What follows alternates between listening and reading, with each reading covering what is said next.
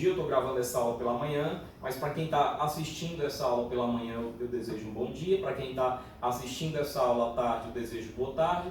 Para quem está assistindo essa aula à noite, eu desejo boa noite. E para quem está assistindo essa aula de madrugada, eu desejo muito boa sorte, né? Vamos lá, vamos fazer uma pequena recapitulação. Hoje a gente chega na parte 4, a gente começa a falar do subsistema de distribuição. Vale ressaltar que após o reservatório superior, o subsistema de distribuição consta do barrelete, da coluna, do ramal e do subramal, ok? Vale ressaltar ainda, fazendo um pequeno apurado do que a gente fez aí para trás, que a gente viu já o dimensionamento lá do comecinho, o alimentador predial, embora a gente vai falar alguma coisa sobre isso aqui daqui a pouco também, tá? A gente viu o dimensionamento do subsistema de reservação e recalque, reservatório inferior, reservatório superior, tubulação de sucção, tubulação de recalque, o dimensionamento da bomba, a escolha da bomba. A gente fez todas aquelas considerações a respeito da escolha da bomba por catálogo, falamos um pouco de curvas de bomba, né? Pelo menos o catálogo de bombas a gente falou, tá? Depois a gente viu a parte 3, que era uma parte que falava de bombeamento. Ali foi uma parte que era um embasamento teórico, a equação de Bernoulli, né? E a sua representação gráfica, as várias formas como a energia da água pode se apresentar, o conceito de carga, o conceito de perda de carga, o conceito lá novamente desde o ensino médio de sistema dissipativo, né? Se há uma perda de carga é porque há uma dissipação da energia mecânica no sistema. Finalmente a gente entra aqui hoje no sistema de distribuição interno, tá? Então, a partir daqui eu falo do hidrômetro. Falo do hidrômetro porque, como eu tinha mencionado agora há pouco, eu deixei um pequeno aspecto lá do início para tratar nessa aula, tá? Então veja, a gente tem aqui o dimensionamento do local onde está o hidrômetro.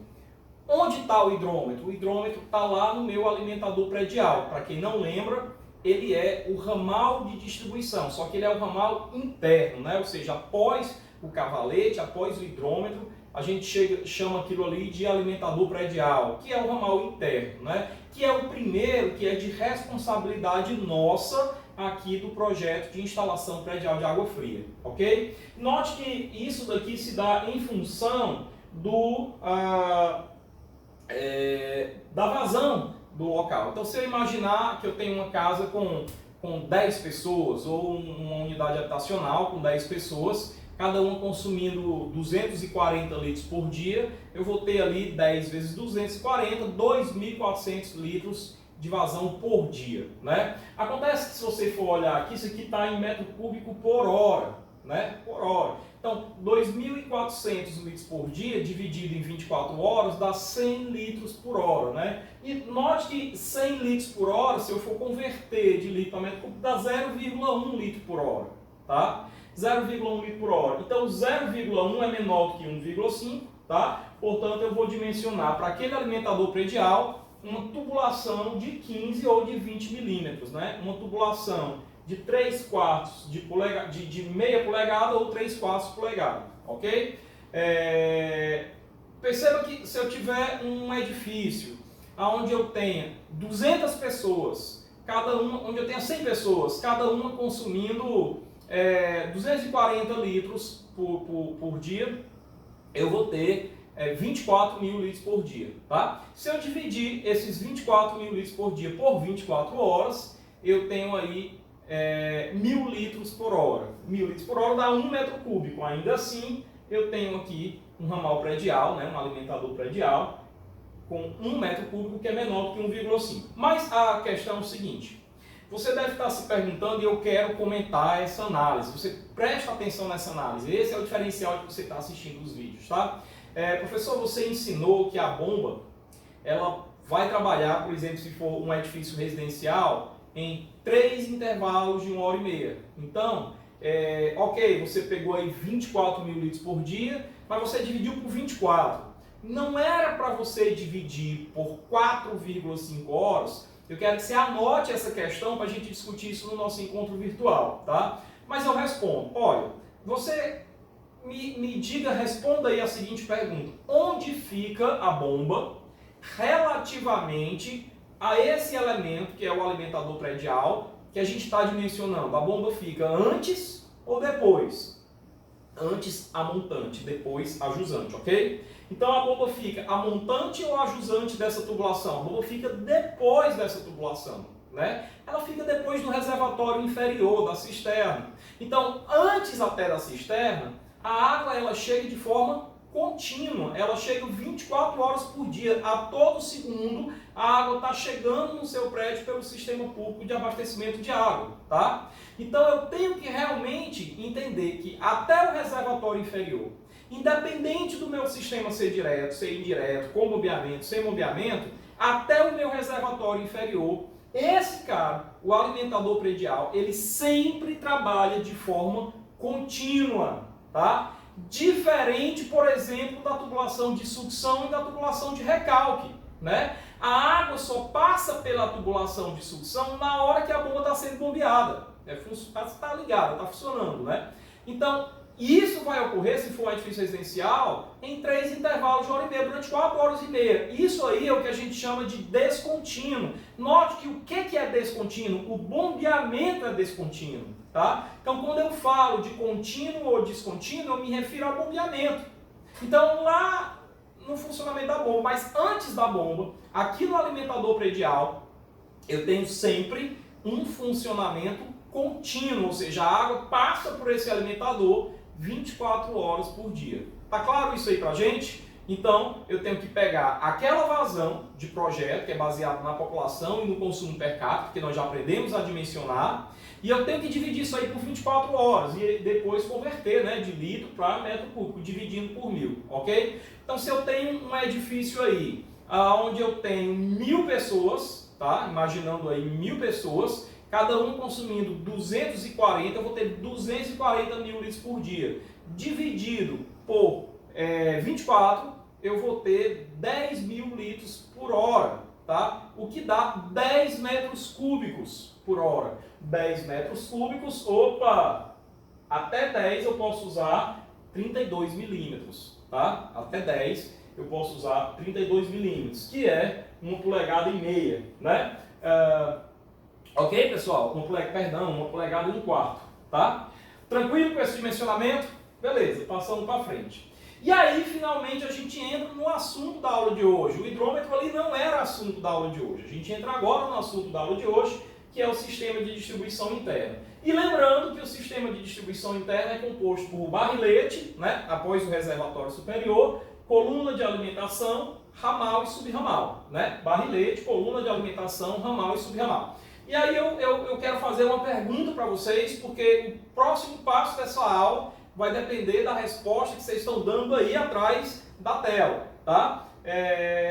Qual desses eu vou dimensionar primeiro? Qual desses eu vou ensinar primeiro? O barrilete, porque é o primeiro, de onde a vazão vem, depois vai para a coluna, então depois é a coluna, depois é o ramal e finalmente o subramal, ou seria aí uma ordem diversa dessa ordem que eu falei, tá? Então reflita um pouquinho sobre essa questão, mas para a gente não perder tempo com o vídeo, alongando o vídeo, eu vou responder isso de uma outra forma, fazendo uma outra pergunta para vocês. Eu pergunto para vocês assim, a lógica, a tendência é começar pelo barrilete, porque o barrilete é o primeiro. Ok, faz sentido o seu pensamento. Mas aí eu pergunto assim, beleza, quanto é a vazão do barrilete? Professor, mas é a vazão do prédio todinho. Beleza, mas eu vou dimensionar um diâmetro, ok, em função da vazão, né? Deixa eu fazer uma pergunta. Quem é o prédio todinho? Né? Não, são as pessoas. Tá, mas ok, elas consomem 240 litros por dia, ok, mas cada ramal, cada subramal vai consumir quanto? Né? Então, assim, vamos só relembrar o seguinte, o barrilete é aquela tubulação, né? Vou desenhar aqui para vocês. Eu tenho aqui o reservatório, né, superior, uma câmara, né, outra câmara, essa daqui é a câmara 1, essa daqui é a câmara 2, ok? Então, uma tubulação sai do fundo da câmara 1, outra tubulação sai do fundo da câmara 2, essas tubulações se conectam e de lá desce a coluna de água fria, tá? Então, essas tubulações aqui se conectam e de lá desce a coluna de água fria. Essa tubulação aqui, eu estou escrevendo aqui o nome, é o nosso barrilete, tá? E essa tubulaçãozinha aqui é a coluna de água fria ou as colunas de água fria, tá? Então eu tenho primeiro aí o barrilete, depois as colunas seguem, aí viram ramais, tá? Viram ramais, então isso daqui é um ramal, e os ramais viram subramais. Então aqui eu tenho subramal 1, aqui eu tenho subramal 2, e aqui eu tenho um subramal 3, ok? Subramal 1, subramal 2, subramal 3. Isso aqui é uma ilustração grosseira, uma ilustração simples da divisão. Mas o que é o subramal? O subramal é a última tubulação, é aquela que se liga em um único aparelho sanitário, por definição. Lembrando que aparelho sanitário, pessoal, não é o vaso sanitário, é tudo que consome água, inclusive o vaso sanitário. Pia, lavabo, chuveiro, ralo, tudo isso aí são aparelhos sanitários, tá bem? Então, vejam, se eu tenho aqui um subramal, é porque bem aqui eu tenho um aparelho sanitário. Imaginando que isso aqui é um banheiro, eu tenho aqui um chuveiro, aqui eu tenho a pia e aqui eu tenho o vaso sanitário, por exemplo, tá? Então, cada um desses subramais, ele vai ter um dimensionamento. E esse dimensionamento, ele é exclusivamente em função do aparelho ao qual ele se liga. Então, quem define o dimensionamento, a dimensão do subramal é o aparelho ao qual ele se liga. Por exemplo, se o subramal se liga a um vaso sanitário, esse subramal tem que ter aí 100 milímetros de diâmetro de acordo com norma, tá? 100 milímetros de diâmetro. Então, se ele se liga a um vaso sanitário, ele tem eu cometi um equívoco aqui, eu estava confundindo com o ramal de esgoto, que tem que ter 100 milímetros. Mas eu vou, de uma forma genérica, dizer o seguinte, ele tem que ter um diâmetro específico para aquele aparelho, vaso sanitário. Se esse cara aqui é um chuveiro, então esse subramal tem que ter um diâmetro específico para o chuveiro, isso é tabelado. Então, veja, eu tenho aqui um chuveiro, que de acordo com esse diâmetro, parte-se do princípio que ele tem um certo consumo, uma certa vazão, esse e esse, né? Beleza, vocês concordam, um minutinho, vocês concordam que esse ambiente aqui, que é o meu banheiro, meu WC, ele tem um ramal chegando nele, né? Então, o ramal, vocês concordam que o diâmetro que esse ramal vai ter, ele está em função do diâmetro que esses aparelhos, aonde ele serve, tem? Então, em função desses diâmetros, em função desses aparelhos, em função desses consumos, é que eu tenho o diâmetro do meu ramal. Ora, se eu junto o ramal desse pavimento com o ramal desse outro pavimento, com o ramal desse outro pavimento e assim por diante, eu vou ter o dimensionamento de quem? Da minha coluna, né? Então eu vou ter aqui, juntando esse ramal e esse ramal, o dimensionamento da minha coluna. Para finalmente, depois que eu tiver o dimensionamento da minha coluna e porventura eu tiver uma outra coluna aqui, água fria 2, né? Então, água fria 1, água fria 2. Se eu somar os dimensionamentos de uma coluna com a outra, eu vou ter aí finalmente o dimensionamento do meu barrilete, tá? Então, pessoal, a sequência correta aqui para eu dimensionar é: primeiro eu vou dimensionar subramal, tá? Depois eu vou dimensionar ramal, depois eu vou dimensionar coluna, depois eu vou dimensionar barrilete, ok? Essa é a minha sequência: subramal, ramal, coluna, barrilete. Então, a minha sequência é essa, ó: subramal, ramal, coluna, barrilete. Por isso que eu não começo aqui pelo barrilete, que eu começo pelo subramal, ok? Portanto, o barrilete é o último. Então, nesse slide, nesse arquivo, a gente vai ver dimensionamento de subramal, ramal e coluna, tá? E no outro arquivo, a gente vai ver o dimensionamento de barrilete, ok? Então, vamos para frente. Entendido isso? Isso aqui é uma questão técnica ultra, hiper, mega, max importante, extremamente importante, tá? Isso aqui é uma questão técnica extremamente importante. Presta bem atenção que nós já falamos aqui da equação de Bernoulli, nós já falamos da energia que eu tenho. Então lembre, eu tenho na equação de Bernoulli, vamos só recapitular aqui, eu tenho que HA né, é igual a Z mais P sobre gama mais V2 sobre 2G. Então eu tenho carga de posição, carga de pressão e carga cinética. Eu tenho aqui, se eu tiver altura em relação a um nível de referência. Eu tenho aqui, se eu tiver pressão. Então aqui é para quem tem conduto forçado, que é o que acontece com água fria. E eu tenho carga cinética quando eu tenho escoamento, ou seja, quando alguma torneira está aberta e a água está fluindo dentro da tubulação. Se todas as torneiras estiverem fechadas, a água vai estar parada dentro do sistema, ainda que pressurizada, ok, mas ela vai estar parada, portanto ela não vai ter carga cinética. Quando isso acontece, de todas as torneiras estarem fechadas, a gente chama isso de condição estática, ok? E quando tem pelo menos uma torneira aberta que a água está fluindo, isso vai dar uma aliviadazinha na pressão, tá? Isso vai dar uma reduzidazinha na pressão. A gente chama isso de condição dinâmica. Então é óbvio, diante do que eu falei, que a condição dinâmica, ela implica sempre numa pressão inferior, tá, à condição estática. Aí, professor, quando inferior? Depende. Quanto mais torneiras estiverem abertas, eu tenho uma diminuiçãozinha na pressão. Não vai chegar a zero nunca, ela continua sendo uma pressão alta. Mas eu tenho uma condição dinâmica, onde eu tenho uma pressão que a gente vai chamar de pressão dinâmica, que é sempre menor que a pressão estática. Eu já estou antecipando, porque ainda nesse slide eu vou falar de pressão estática e pressão dinâmica, tá? Então, voltando aqui, eu estou optando por ficar desse lado, porque eu tenho um reflexo aqui da garagem. Se eu ficar ali e olhar para a TV, eu tenho um reflexo e não consigo enxergar o que está na TV. Então vamos lá. Pessoal, presta bem atenção, tá? Imagina que eu tenho um reservatório com o nível da água num determinado ponto representado por essa linha azul, ok? E imagina que no ponto D, aqui alguns pavimentos para baixo, eu tenho aqui um ponto que eu quero saber qual é a pressão naquele ponto, tá? Olha só, se todas as torneiras estiverem fechadas, eu tenho pressão? Tenho pressão. Por quê? Porque eu tenho toda uma coluna líquida exercendo um peso esmagador sobre esse ponto fictício.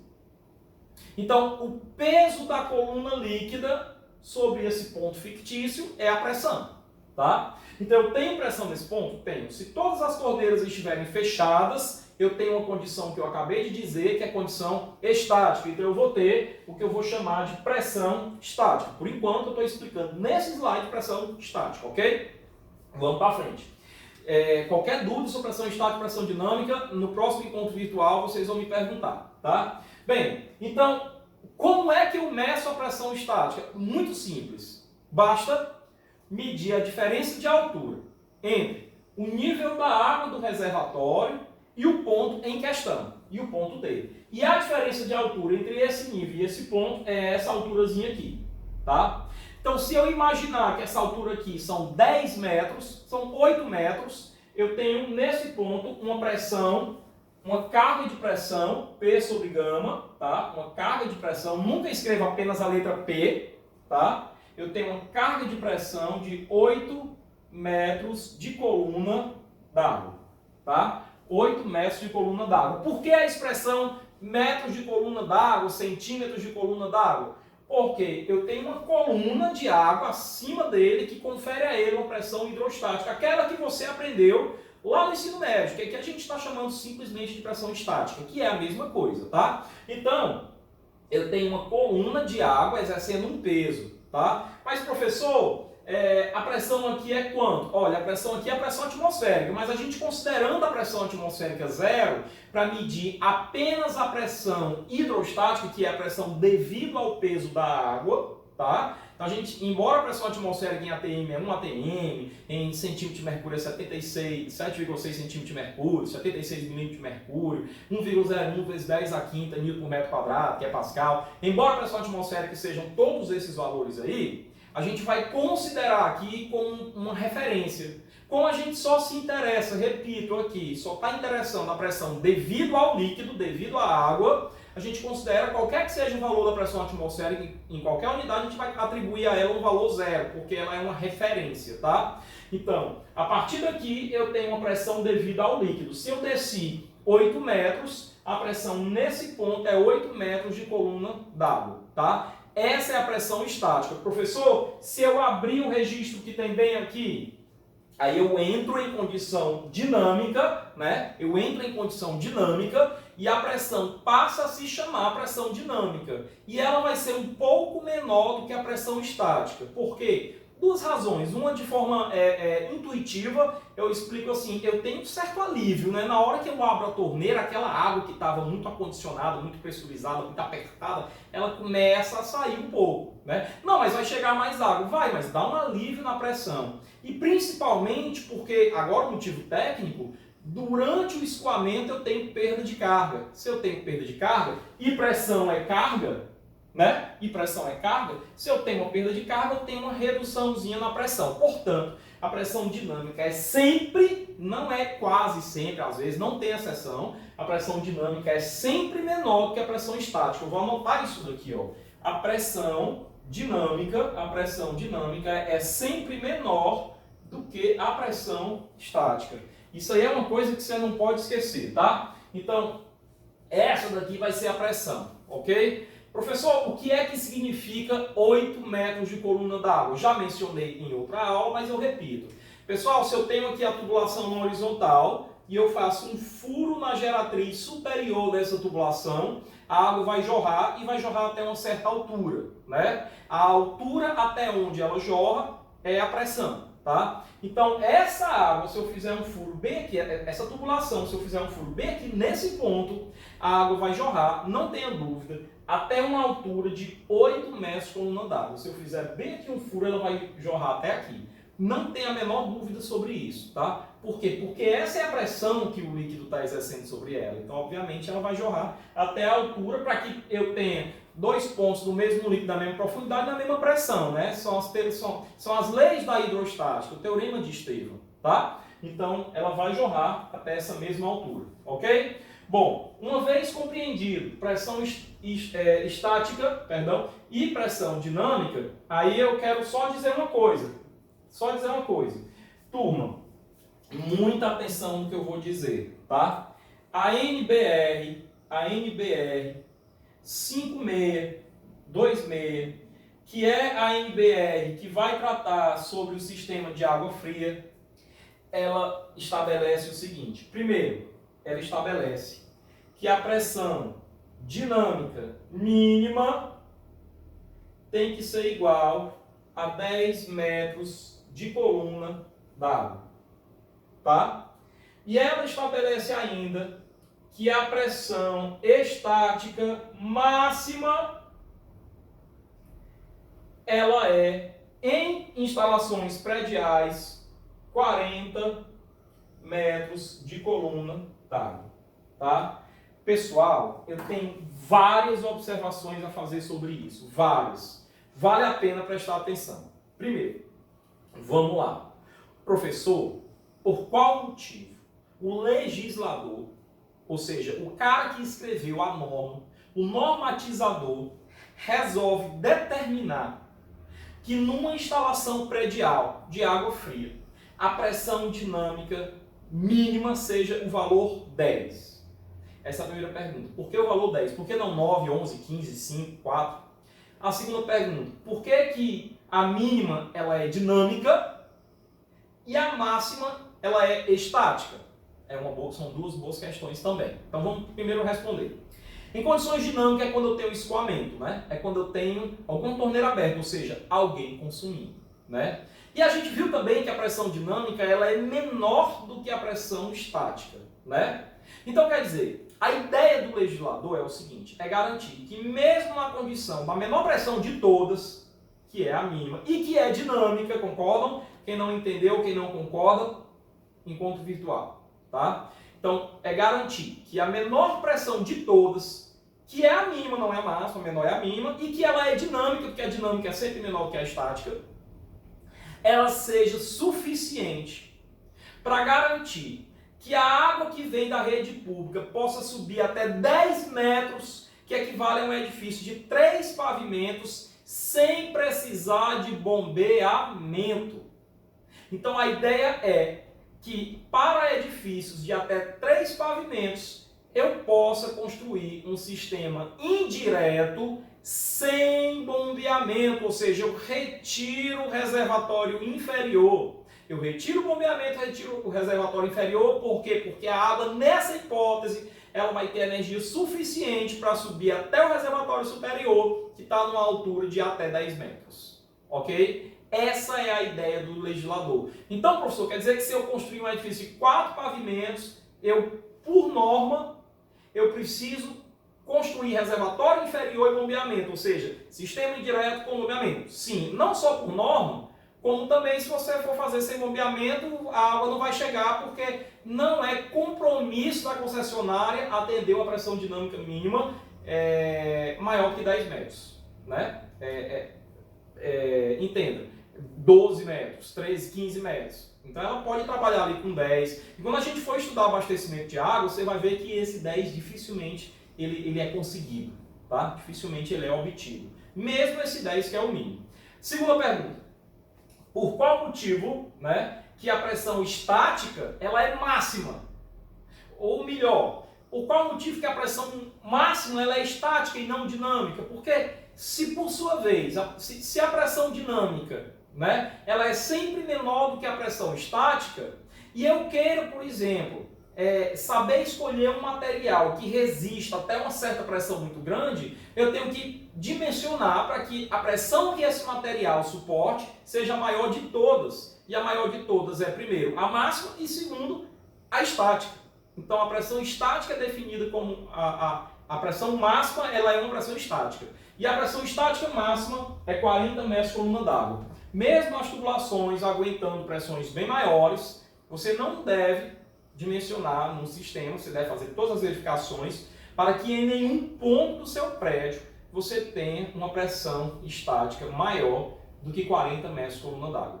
Ok? Bem, acho que o que eu poderia falar aqui nesse vídeo sobre pressões dinâmicas e estáticas foi falado. Qualquer dúvida que restar, por favor, anote no papel, nós combinamos isso e traga para o nosso encontro virtual, tá bem? Então, passando para frente, aí nós temos finalmente o dimensionamento dos subramais. O que são os subramais? São tubulações que ligam os ramais até as peças de utilização, ou seja, até os aparelhos sanitários.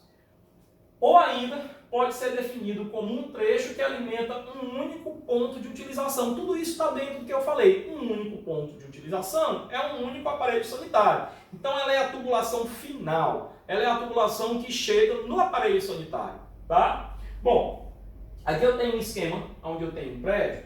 E se você for prestar atenção, eu tenho aqui reservatório superior. Aí eu tenho aqui, ó, CD, coluna de distribuição, né? Mas quando você adentra aqui, aí vem aqui tá um RDP, ó, RDP, RDS, SR. Bom, vamos começar pelo mais fácil, vamos pegando aí parte por parte. TQ é tanque, P é pia, LV é lavatório, CH é chuveiro, tá? Esses caras aí são o quê? CD é caixa de descarga.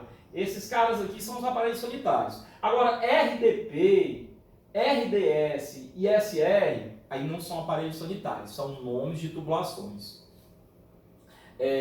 Mas vamos ver aqui o que é que significa RDP, vamos ver o que é que significa RDS, porque é novidade para vocês. Mas SR é subramal, né? Pode ver que é a tubulação que chega no chuveiro, é um subramal. Então, se você for pensar bem, essa tubulação aqui, depois da pia e antes do tanque, também é um subramal. Mas essa tubulação aqui, ela não só chega na pia, mas ela também chega no tanque. Ela tem que ser dimensionada, essa tubulação aqui, ela tem que ser dimensionada para atender 2 aparelhos. Portanto, ela não é subramal. Então, ela é um ramal, tá? Bom, então, por definição, eu pensei que eu tinha colocado um slide onde falava o que era RDS e RDP. Então, vamos lá. RDS é ramal de distribuição secundário. RDP é ramal de distribuição primário, tá? Então, o primário vem primeiro, realmente, né? Agora, o que é o primário? É o que ele subdivide em outros ramais. Ele não subdivide em subramais. Ele subdivide em outros ramais, que por sua vez vão dividir-se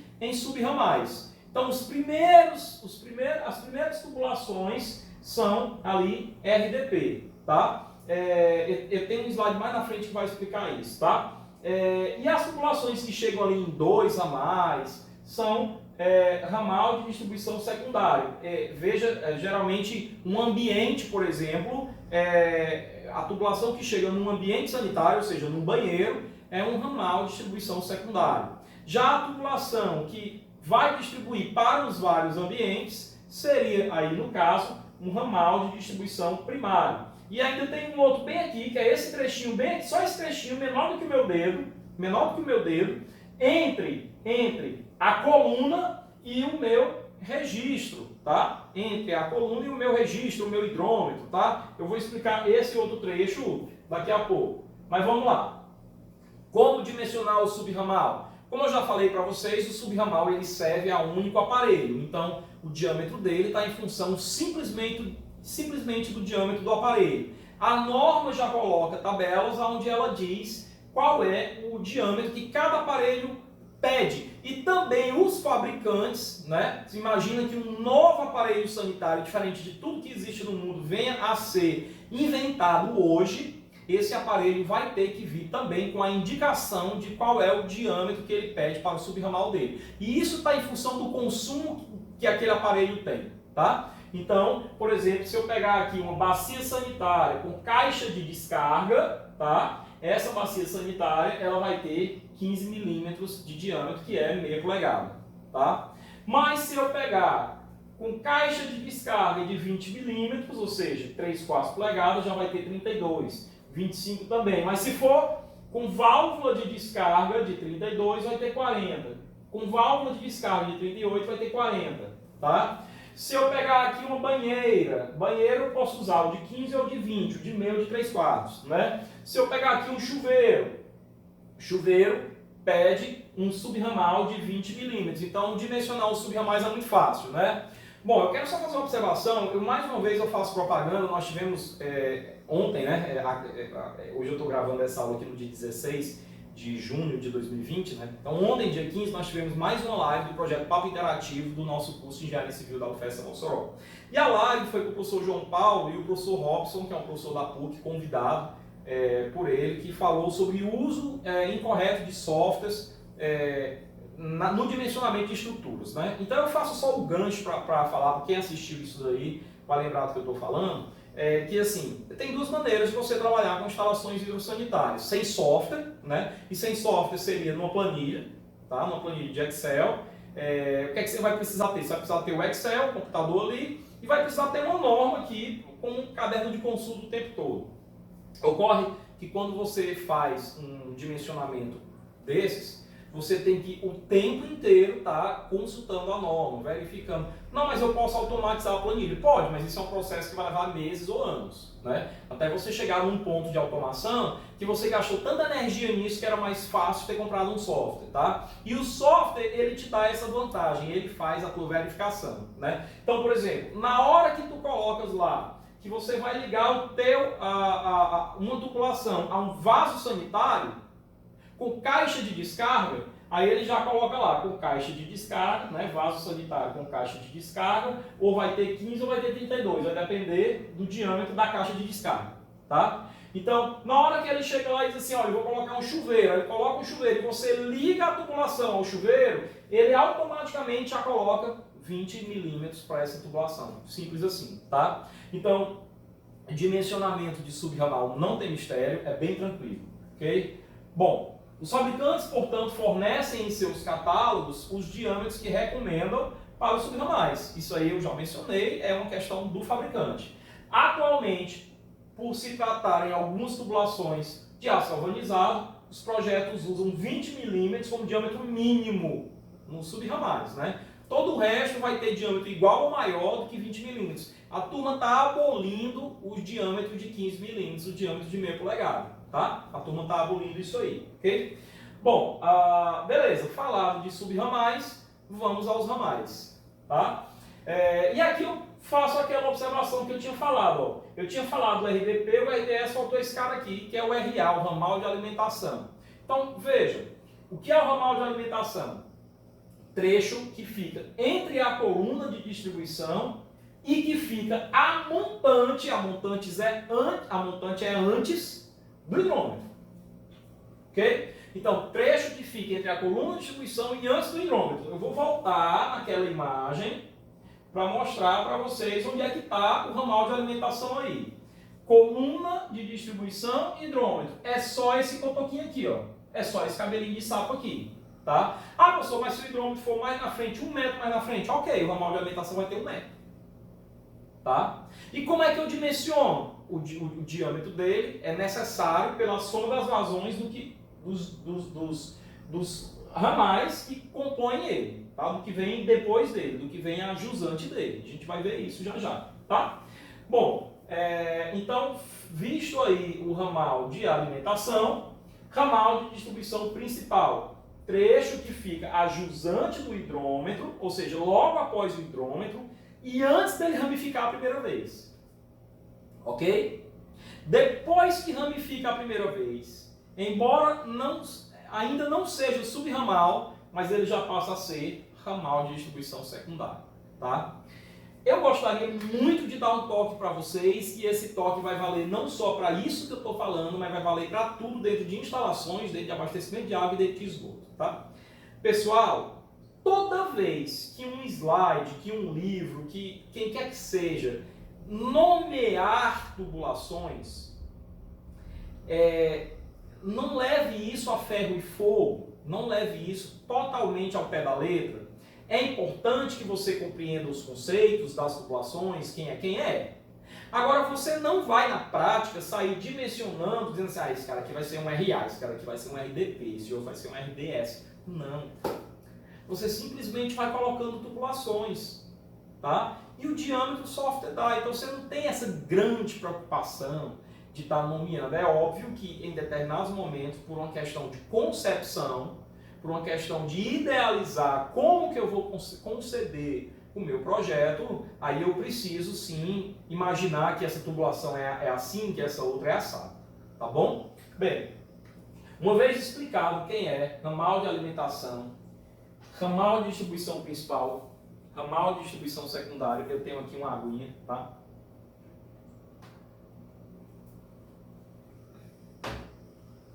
Eu venho para cá para a gente entender o seguinte. Ó, eu agora estou em ramais, né?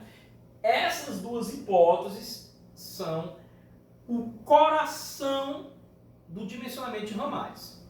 Eu quero fazer um estudo de caso com vocês. Pessoal, me diga uma coisa. Eu tenho um prédio residencial com alguns apartamentos, 2 por andar. O prédio tem 40 pavimentos, mas é um edifício residencial, 2 por andar. Não, mas são 80 unidades, são muito. Ok, mas é residencial. Eu gostaria de lhe fazer uma pergunta. Imagina que eu tenha um banheiro e que nesse banheiro eu tenho lá chuveiro, vaso sanitário e pia. Que são os meus subramais, né? Os meus aparelhos, e eu tenho subramais que se ligam a eles. E aí eu tenho o ramal que chega no banheiro, que vai ter lá um determinado dimensionamento, que a pergunta é sobre esse dimensionamento. E aí eu tenho o outro banheiro, e tenho uma cozinha, e tenho todos os ambientes da casa. E eu tenho lá um ramal de alimentação. A pergunta vale para todos os ramais, indiferentemente de ser ramal de alimentação, ramal de distribuição principal ou ramal de distribuição secundária. Agora imagina o seguinte, na sua opinião, em uma residência, uma probabilidade grande de que todos os aparelhos sanitários dessa residência estejam em algum momento do dia sendo usados simultaneamente. Ou seja, naquele momento, todos os chuveiros da casa tem alguém tomando banho, todos os vasos sanitários da casa tem alguém acionando a descarga, todas as pias estão com a água correndo, a lavanderia também, o tanque, máquina de lavar roupa, a pia da cozinha, todos. Qual é a probabilidade disso acontecer? Responda isso daí lá no nosso encontro virtual. Mas eu já te dou o gabarito disso. É possível? É, porque não é impossível. Né? É possível? É, porque não é impossível. Mas se você for imaginar a hipótese real, só no caso de ter algum bombeiro hidráulico testando o sistema da casa. Mas eu diria que no cotidiano, na vida prática do usuário, Eu diria que é improvável, né? Para não forçar e não dizer impossível. É improvável que todos os aparelhos sanitários da casa estejam funcionando. Agora você imagina um prédio inteiro, com 40 pavimentos, com 2 apartamentos por andar, com 80 apartamentos. Qual a probabilidade de que todos esses aparelhos estejam funcionando simultaneamente? É menor ainda, porque envolve um número muito maior de pessoas. Ah não, mas hoje é domingo e no sábado teve uma feijoada estragada, todo mundo passou mal. Pô, mas todo mundo passou mal no exato momento de todo mundo ir nos aparelhos sanitários no exato momento? É mais fácil um raio cair na sua cabeça 5 vezes do que isso acontecer. É improvável. É quase impossível. Tá? Então, quando eu vou dimensionar, eu tenho que partir do princípio que o dimensionamento dos ramais ele não é dado pela soma dos dimensionamentos de todos os sub-ramais, assim, grosseiramente falando, nessa hipótese. Agora, preste atenção nesse outro estudo de caso, nessa outra situação. Eu tenho uma escola que tem 20 minutos de recreio. Nessa escola tem 2.000 crianças ou 5.000 crianças, tá? E que tem 20 minutos de recreio. E que no banheiro masculino eu tenho um banheiro ali, onde eu tenho ali 10 vasos sanitários, tá bom? 10 vasos sanitários, tá coerente, mais ou menos, né? 10 vasos sanitários e ainda tenho mais 10 mictórios. Qual é a probabilidade de que naquele intervalo de 5 minutos, logo na hora que o recreio começa, de 20 minutos, mas nos primeiros minutos, na hora que o recreio começa, qual é a probabilidade de que de 5.000 pessoas, 20 estejam usando aqueles vasos sanitários e aqueles mictórios? Qual a probabilidade? Aí, nesse caso, é uma probabilidade muito alta, né? Então, lugares como você vê, escolas, universidades, casas de show, no intervalo entre uma banda e outra, vai todo mundo ao banheiro, principalmente porque a turma está tomando cerveja, vai muito ao banheiro em função disso. Teatros, cinema entre um filme e outro, tá? Quartéis, lugares que têm horários restritos, lugares coletivos, canteiros de obra, tá? Tem que ser dimensionados pensando que, num determinado momento, todos os aparelhos sanitários vão estar sendo usados simultaneamente. Então você percebe claramente aí a distinção, a diferença entre um caso e outro, né? Pois é, eu citei um caso que é a hipótese do máximo consumo possível e citei um outro caso que é a hipótese do máximo consumo provável. Vamos ver quem é quem no jogo do bicho? Vamos lá. Então vamos lá. Primeiro, hipótese do máximo consumo possível, que você já deve ter ligado aí o nome à pessoa, saber qual dos 2 casos que eu citei é esse. Então vamos para frente. A vazão total no início do ramal é igual à soma das vazões de todos os seus subramais. Veja, não são diâmetros. Já pensou que absurdo? Um diâmetro é 20, o outro é 20, o ramal vai dar 40. Não, eu somo vazões, né? Então a vazão total no ramal, ou seja, o ramal vai ser dimensionado para uma vazão que equivale à soma das vazões de quem? De todos os subramais que se ligam a ele, hein? Então se eu tenho um banheiro com chuveiro, vaso sanitário e pia, o ramal de entrada do banheiro, ele equivale à soma das vazões desses 3 subramais aí, do chuveiro, do vaso sanitário e da pia, ok? Tal hipótese ocorre em instalações com horários rigorosos para a utilização de água. Tudo isso eu já tinha falado, tá? Principalmente de chuveiros e lavatórios, como fábricas, esqueci de falar fábrica, que também tem horário restrito, né? Colégios, faculdades e quartéis, teatro, cinema, universidades, né? Tudo isso, pessoal, para o dimensionamento. Olha só, e agora vamos fazer o como. Já expliquei o porquê, né? A hipótese, vocês já entenderam. Agora vamos ver o como fazer isso. Para o dimensionamento, adota-se como unidade. Para o que é unidade? Unidade é o número 1. Tá? Qualquer 1 é múltiplo do número 1. O 2 é 2 vezes o 1. O 10 é 10 vezes o 1. Tá? Adota-se como unidade o tubo de meia polegada, ou seja, de 15 milímetros. De modo que a seção do ramal em cada trecho seja equivalente, olha só, do ponto de vista do hidráulico, do escoamento hidráulico, tá? A soma das seções dos subramais por ele alimentados. Vou explicar melhor. Olha aqui essa tabela, pessoal. Olha essa tabela. O tubo de 15 que eu acabei acabei de falar, aqui em polegada é meia polegada, é o 1, é a unidade. Ah, professor, então pera lá, deixa eu ver se eu entendi. Se o tubo de 15 é 1, o dobro de 1 é 2, o dobro de 15 é 30. Então o tubo de 30 é 2. Não. Porque não é do ponto de vista geométrico do diâmetro, é do ponto de vista do escoamento hidráulico. Ok? Portanto, se o tubo de 15 é 1, o tubo de 20 equivale a 2,9. Se eu arredondasse aqui para 3, o tubo de 20 tem uma capacidade hidráulica 2,9 vezes, quase 3 vezes maior do que o tubo de 15. Ok? O tubo de 25 tem uma capacidade de até 6,2 e assim por diante. Ok? Professor, eu encontrei lá uma capacidade lá de 50.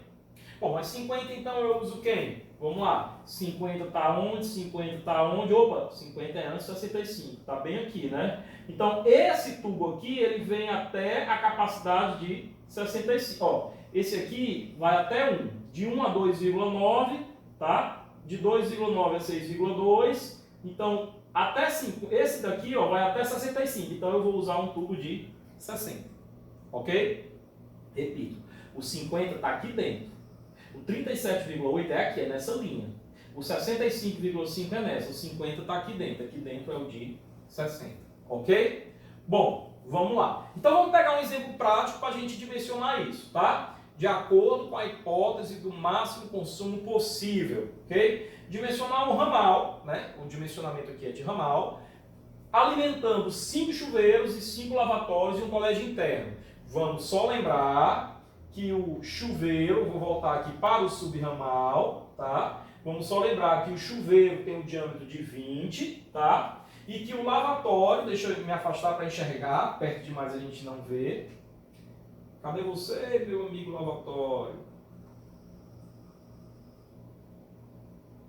Chuveiro, lavatório aqui, lavatório. Tem um diâmetro de 15. Então, chuveiro 20, lavatório 15. Aí eu volto para a questão. Tá? Então, ok, passa essa tabela, né? Vamos aqui. Beleza. Para colégios, usa-se o critério do máximo consumo possível, né? Pela tabela anterior, para o lavatório, meia polegada, que é 15. Para o chuveiro, 3/4 polegada, que é 20. Então, eu coloquei aqui os 5 lavatórios, meia polegada, né? 15 milímetros. E coloquei aqui os 5 chuveiros, 3/4, né? Lembrando que, se eu vier olhar para cá, para essa tabelinha aqui, o de meia polegada equivale ao número 1.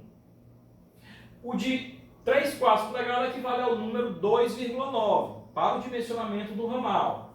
Então, quando eu venho para cá, ó, de meia polegada é o número 1. O de 3/4 polegada é o número 2,9. Vou voltar esse efeito, ó. Tá aparecendo 1 lá, agora está aparecendo 2,9 aqui. E aí, pessoal, vocês concordam que cada um desses seria aí um subramal, né? Que logicamente esse subramal vai ter quanto? 15. Esse 15. Esse quanto? 20. Agora, o ramal, se esse é 1, qual é o diâmetro desse trecho? 1 também, não mudou, apenas mudou a direção, mas não mudou a vazão que passa por ele, né? Então aqui é 1. Agora olha a lógica, antes de eu apertar o play aqui. Nesse cara, ele alimenta esse que é 1, mais esse que é 1, então ele alimenta 2. Então aqui vai ter o número 2. Ok? Vamos ver essa lógica, ó. Aqui o número 1, aí esse é 1 mais 1, 2, esse é 2 mais 1, 3, esse é 3 mais 1, 4, esse é 5, esse é quanto, ó? 5 mais 2,9, 7,9, né? Olha aí, 7,9, mais 2,9 dá 10,8, e aí ele vai completando, tá? Aí você está dizendo, ah, professor, eu entendi. Então esse trecho aqui, cujo peso, isso aqui são pesos, né? É 1, esse pedacinho aqui, o trecho 1, vamos só ver aqui, ó, o 1 equivale a 15 milímetros, né? Então, até chegar em 2,9 equivale a 15. Então vamos acompanhar essa linha de pensamento. Então aqui seria 15, aqui seria 15. Como aqui já é 3, já é maior do que 2,9, esse cara aqui já seria 20, né, professor? Eu digo, vamos seguir nessa linha de pensamento. Vamos só voltar aqui o slide. O próximo é 6,2, né? Então, para a gente pensar assim, esse aqui é menor do que 2,9, até aqui é 15 milímetros, meia polegada. Esse daqui já é 3 já passou aqui 2,9, né? Então já seria 20 milímetros, 3/4 polegada. Aí beleza, 4, 5, aí esse cara aqui já passou de 6,4. Então esse cara aqui já seria o de 1 polegada, o de 25 milímetros, né? Aí eu digo, então professor, quer dizer que o ramal ele tem vários diâmetros, ele vai crescendo. Olha, é o que esses números estão dizendo. Agora preste atenção que eu vou dizer que isso aqui que é o pulo do gato. As barras, você vai lembrar lá da aula de materiais, elas são compradas em 3 metros. Tu já imaginou que tu vai comprar uma barra de 3 metros para usar aqui alguma coisinha, alguns centímetros, para depois comprar outra barra de 3 metros de 20 milímetros para colocar só nesse trecho, para depois comprar uma barra de 3, não é assim que a banda toca, né? Então você não vai sair comprando várias barras de diâmetros diferentes, porque isso implicaria, além do custo com várias barras diferentes, do custo, diz aí para mim, com a conexão, com a mão de obra, o tempo hora-trabalho, tempo homem-trabalho, tá? Para cortar, para encaixar, para fazer a junta, a conexão. Não! Professor, então eu já sei, compra pelo maior. Então toda essa diametrização vai ser dada em função do número 19,5. E aí, se você vier voltar para cá, o 19,5 ele é um tubo aqui de 50 milímetros, né? Aí você diz assim, mas professor, eu acabei de ver lá no final o resultado, lá está dizendo 40. Vamos discutir isso, é muito legal essa discussão. Mas o de 19,5 é maior que 17,4. Passou de 17,4, eu tenho que usar o de baixo, é o de 50, né? Então, mesmo aqui está escrito 40, né? Mas se passou, se você for fazer uma análise cara crachá da tabela, não deveria ser o de 40, deveria ser o de 50, ok? Passou de 17,4 e esse valor 19,5 passou de 17,4, teria que ser o de 50 milímetros, tá? Bom, aí agora a discussão, mas professor, por qual motivo aí está 40? Beleza. Vamos analisar isso. Primeira coisa, pessoal, em geral, passou, a rigor usou o próximo, certo? Mas, se você for fazer uma análise para ver se dá para abrir mão, se dá para abrir a exceção, que é disso que se trata, esse aspecto, perceba que o 19,6 está muito pertinho do 17,4. Está muito pertinho, né? E o de 40 serviria. E ainda, se eu for fazer aqui algumas outras considerações, tipo, embora eu dimensione pelo máximo consumo possível, isso só vai estar funcionando no máximo consumo possível em alguns momentos do dia. Pouquíssimos momentos do dia. E ainda assim, eu arriscaria dizer para vocês que esse máximo pode não ser tão máximo assim, porque, por exemplo, você tem uma pia, onde você tem lá um registro, e que você não vai necessitar abrir esse registro ao máximo, você abre só metade. Abrir só metade já foi suficiente e já implica que você não está no máximo aqui, tá? Então, se você for fazer algumas considerações como essas, dá para você, se o seu peso deu muito próximo de 17,4, embora maior do que esse valor, você pode usar esse diâmetro correspondente a ele, tá? Professor, na prova, para a gente falar uma mesma língua, já que na prova eu corrijo isso daí por planilhas, tá? Eu só vou aceitar, anota isso que eu estou falando da prova, eu só vou aceitar o diâmetro equivalente ao da tabela, ou seja, o peso de 19,6, ele está aqui dentro. Então, o diâmetro da resposta certa é 50. Tá? A discussão da análise a gente fez aqui. Eu não estou pedindo isso na prova, incentivando que você não pense, que você coloque um número lá sem pensar. Não, eu estou discutindo com você. Mas, na prova, para efeito de facilitar a correção, você vai colocar esse número aqui. Tá bom? Para frente. Beleza. Então, esse exemplo aí, ele foi todo comentado. Chegamos agora na hipótese do máximo consumo provável. Pessoal, o máximo consumo provável é o primeiro exemplo que eu dei. É quando eu tenho um apartamento residencial, o próprio edifício comercial também. Tá? Eu não vou basear o dimensionamento dos ramais partindo da hipótese de que está todo mundo usando todos os aparelhos ao mesmo tempo num determinado horário. Não, isso não vai acontecer. Tá? Alguns aparelhos, um percentual dos aparelhos vai estar sendo utilizado. Um percentual. Portanto, ele baseia-se no fato de ser pouco provável o funcionamento simultâneo dos aparelhos de um mesmo ramal e baseia-se ainda na probabilidade de que o funcionamento simultâneo diminua com o aumento de aparelhos. Ou seja, quanto mais aparelhos, mais improvável é que todos eles estejam ligados, funcionando no mesmo momento. Faz sentido isso, com certeza. Comente lá na aula virtual, no encontro virtual, tá? Bom, com base nos cálculos das probabilidades e em observações realizadas em grande número de instalações em perfeito funcionamento, pode-se estabelecer ali um fator de utilização, que seria ali um percentual. Tipo, eu vou dimensionar a partir do princípio que apenas 30% das tubulações estão sendo usadas simultaneamente naquele ramal. Tá? Pelo qual, multiplicando esse fator de utilização pelo consumo máximo possível, ou seja, eu só tenho 30% do máximo. O máximo é o máximo possível, né? Eu obteria o máximo provável. Isso aqui é na definição, na teoria, mas existe um método para fazer, tá? Eu estou só explicando como é que seria a lógica disso, tá?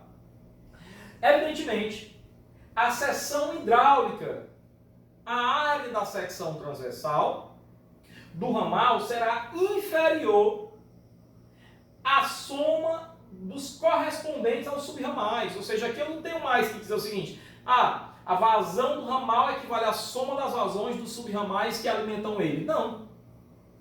É um percentual. Tá? A dificuldade para esse método reside assim, mas quantos por cento? 30%, 20%? Como é que a gente determina isso? Tá aqui, ó, a dificuldade reside na falta de informações seguras sobre qual é a máxima provável utilização dos aparelhos para certos tipos de prédios. Tá? Sendo assim, eu tenho essa metodologia que também é baseada em pesos. Tá? Preste atenção. Primeiro passo. Atribui-se pesos às várias peças de utilização. Bacia sanitária com caixa de descarga. Tem um peso de 0,3. Bacia sanitária com válvula de descarga. Tem um peso de 40. Pessoal, eu acho que numa das aulas passadas eu já expliquei para vocês a diferença entre a bacia sanitária com caixa de descarga e com vaso de descarga. Com caixa de descarga e com válvula de descarga. Se eu não tiver feito, anota isso aí, vocês vão me cobrar no próximo encontro virtual.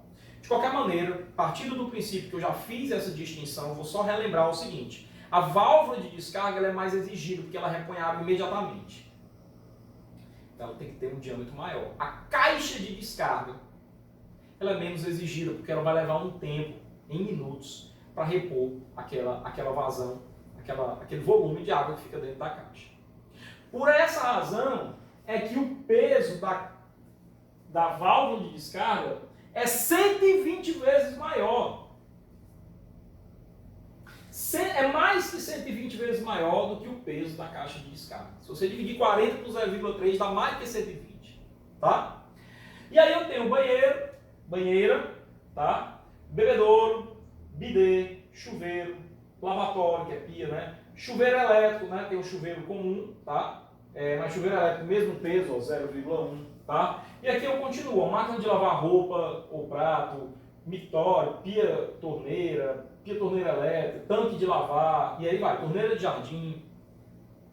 Professor, em nenhum momento você falou dessa vazão. Falei não. Eu só falei dos pesos, concordo? Em nenhum momento eu falei dessa vazão. E nem é para falar. Você vai associar cada aparelho a um peso. E depois você vai somar os pesos dos aparelhos que se ligam àquele ramal. Então, lembrando do nosso exemplo do banheiro, onde eu tenho chuveiro, vaso sanitário e pia, eu vou somar o peso do chuveiro, do vaso sanitário e do pia. Por exemplo, o meu banheiro está aí ao lado do celular, tem um lavabiozinho aqui. Eu tenho, se eu voltar para cá, eu tenho um chuveiro, então anota aí, 0,5. Eu tenho um vaso sanitário com caixa de descarga, anota aí, 0,3. Então 0,3 mais 0,5, 0,8. E eu tenho um chuveiro elétrico, mais 0,1. Então dá 0,9. Tá? Então eu somo esses pesos daquele ramal. 0,9. Depois eu tiro a raiz dele, a raiz dessa soma. Depois eu multiplico a raiz dessa soma por 0,3. Aí sim é que eu obtenho a vazão. Pessoal, olha para cá. Se eu pegar um peso de 100, a soma dos pesos de 100, raiz de 100 é 10. E 10 vezes 0,3 dá 3. Então dá uma vazão de 3. Tá? Se eu pegar o peso de 40, que é o peso da bacia sanitária, com válvula de descarga, a raiz de 40 dá um valor que multiplicado por 0,3 dá 1,9. Tá? E aí, se você vier olhar para cá, bacia sanitária com válvula de descarga, aqui, inclusive está errado, né? 1,7 é para ser 1,9. Tá? É para ser esse valor, 1,9. Ok? Essa é a metodologia. Aí, poxa, o que é... Beleza, passou disso aqui, o que é isso aqui? Isso aqui é um ábaco, tá? Isso aqui é um ábaco. Mas eu não gosto desse ábaco, eu vou já explicar. Eu vou passar isso aqui, que isso aqui tem muito a ver com esgoto, então eu vou passar alguns slides, passa também, tá? Não impede de você dar uma lida nesses slides lá no seu, na sua aula, mas pode pular esses slides que eu estou pulando aqui, tá? Pode pular numa boa, ok? E aqui eu coloquei um algoritmo. Tá? Mas eu vou fazer o seguinte, esse algoritmo, você vai olhá-lo após o exemplo da questão. Tá? Por quê? Porque o passo a passo que tem aqui, ele vai ser feito e vai ser tão repetido que na terceira repetição, no terceiro loop, você já absorveu isso daí, sem precisar memorizar isso aqui. Tá? Então, vamos para frente. Vamos para frente. Eu vou só me permitir apagar aqui um pouquinho.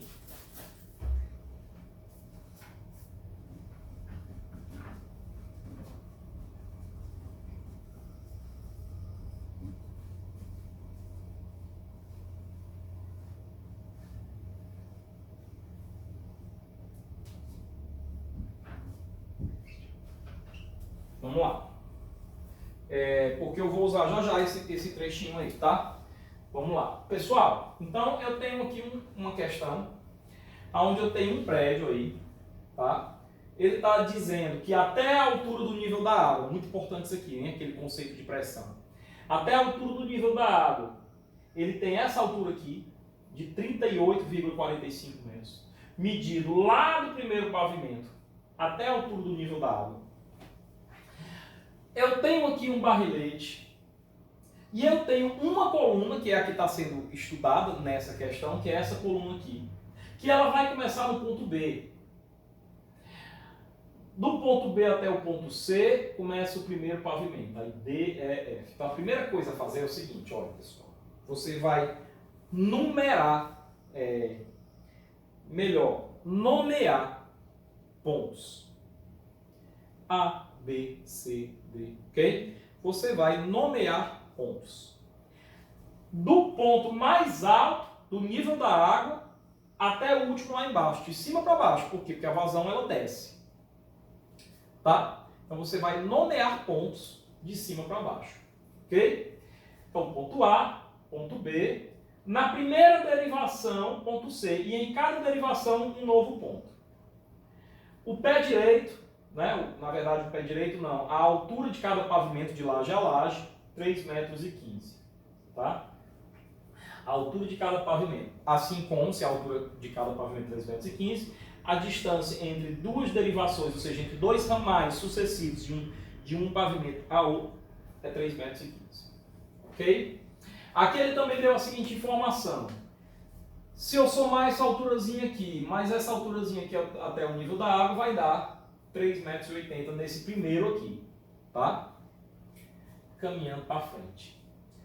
Então, o que é que eu estou escrevendo aqui? Ó? A cada pavimento de cima para baixo, à medida que a água vai descendo, a pressão aumenta, né? Vai aumentando. Por quê? Porque eu tenho acima daquele ponto um peso de água, um peso de coluna d'água maior. Eu tenho uma coluna d'água maior acima de mim. Então, a pressão aumenta. Tá? O bom funcionamento das peças de utilização aconselha, a norma exige uma pressão de serviço máxima de 40 metros de coluna d'água, que é a pressão estática. Máximo, 40 metros de coluna d'água, eu já tinha colocado isso. Deve-se partir do seguinte princípio. Olha só, pessoal, olha só, muitíssimo importante. A velocidade aqui.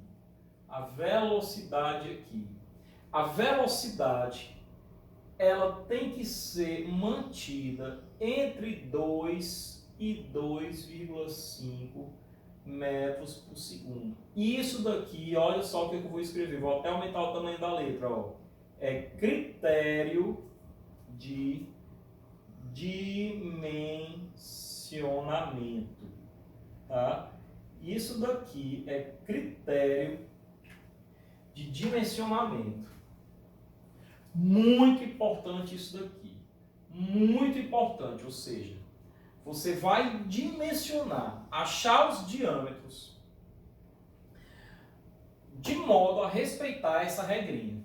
Isso daqui é critério de dimensionamento. Tá? Muito importante. Vamos ver a aplicação disso. E define-se aqui, está definido o que é pressão dinâmica e pressão estática, mas eu já tinha mostrado isso para vocês. Então vamos lá. O que é que esse prédio tem em termos de aparelho sanitário? Em cada pavimento, nesse exemplo, eu tenho um vaso sanitário com válvula de descarga. Tá? Então consideremos a coluna em ferro galvanizado, correspondente a um prédio de 12 pavimentos, são 12, ó, 12, com 12 vasos providos de válvulas de descarga. Dimensione de acordo com a NBR 5626, ou seja, com a maneira como eu ensinei para vocês, tá? Mais uma vez eu vou apagar aqui o outro lado da louça, porque nós vamos fazer alguns comentários aqui.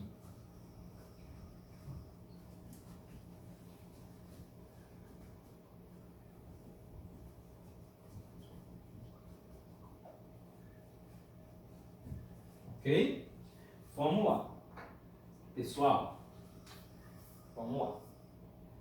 Eu já nomeei, né? Se eu já nomeei, eu vou trecho por trecho, de cima para baixo. Professor, o primeiro trecho não deveria ser o trecho AB? Não, porque AB é do barrilete. O primeiro trecho é o trecho da coluna. Portanto, é o trecho de B a C. Tá ok? Então, primeiro eu vou para o trecho BC, depois CD, DE, EF, FG, até o trecho MN, que é quando acaba a questão. Tá? Vamos lá. Então, primeiramente, calculemos a vazão para esse trecho. Me diga uma coisa, pessoal. Esse trecho aqui, ele tem que mandar água, a água que vem daqui tem que mandar água para abastecer quantos vasos sanitários? Aí você vai dizer assim, não. Nós estamos falando desse trecho, não é do ramal. Nós estamos falando desse trecho, da coluna. A água que vem para cá tem que ter capacidade. O diâmetro desse trecho tem que ter capacidade para mandar água para os 12. Né? Então, quando eu for pegar aqui o meu peso, é 40 vezes 12.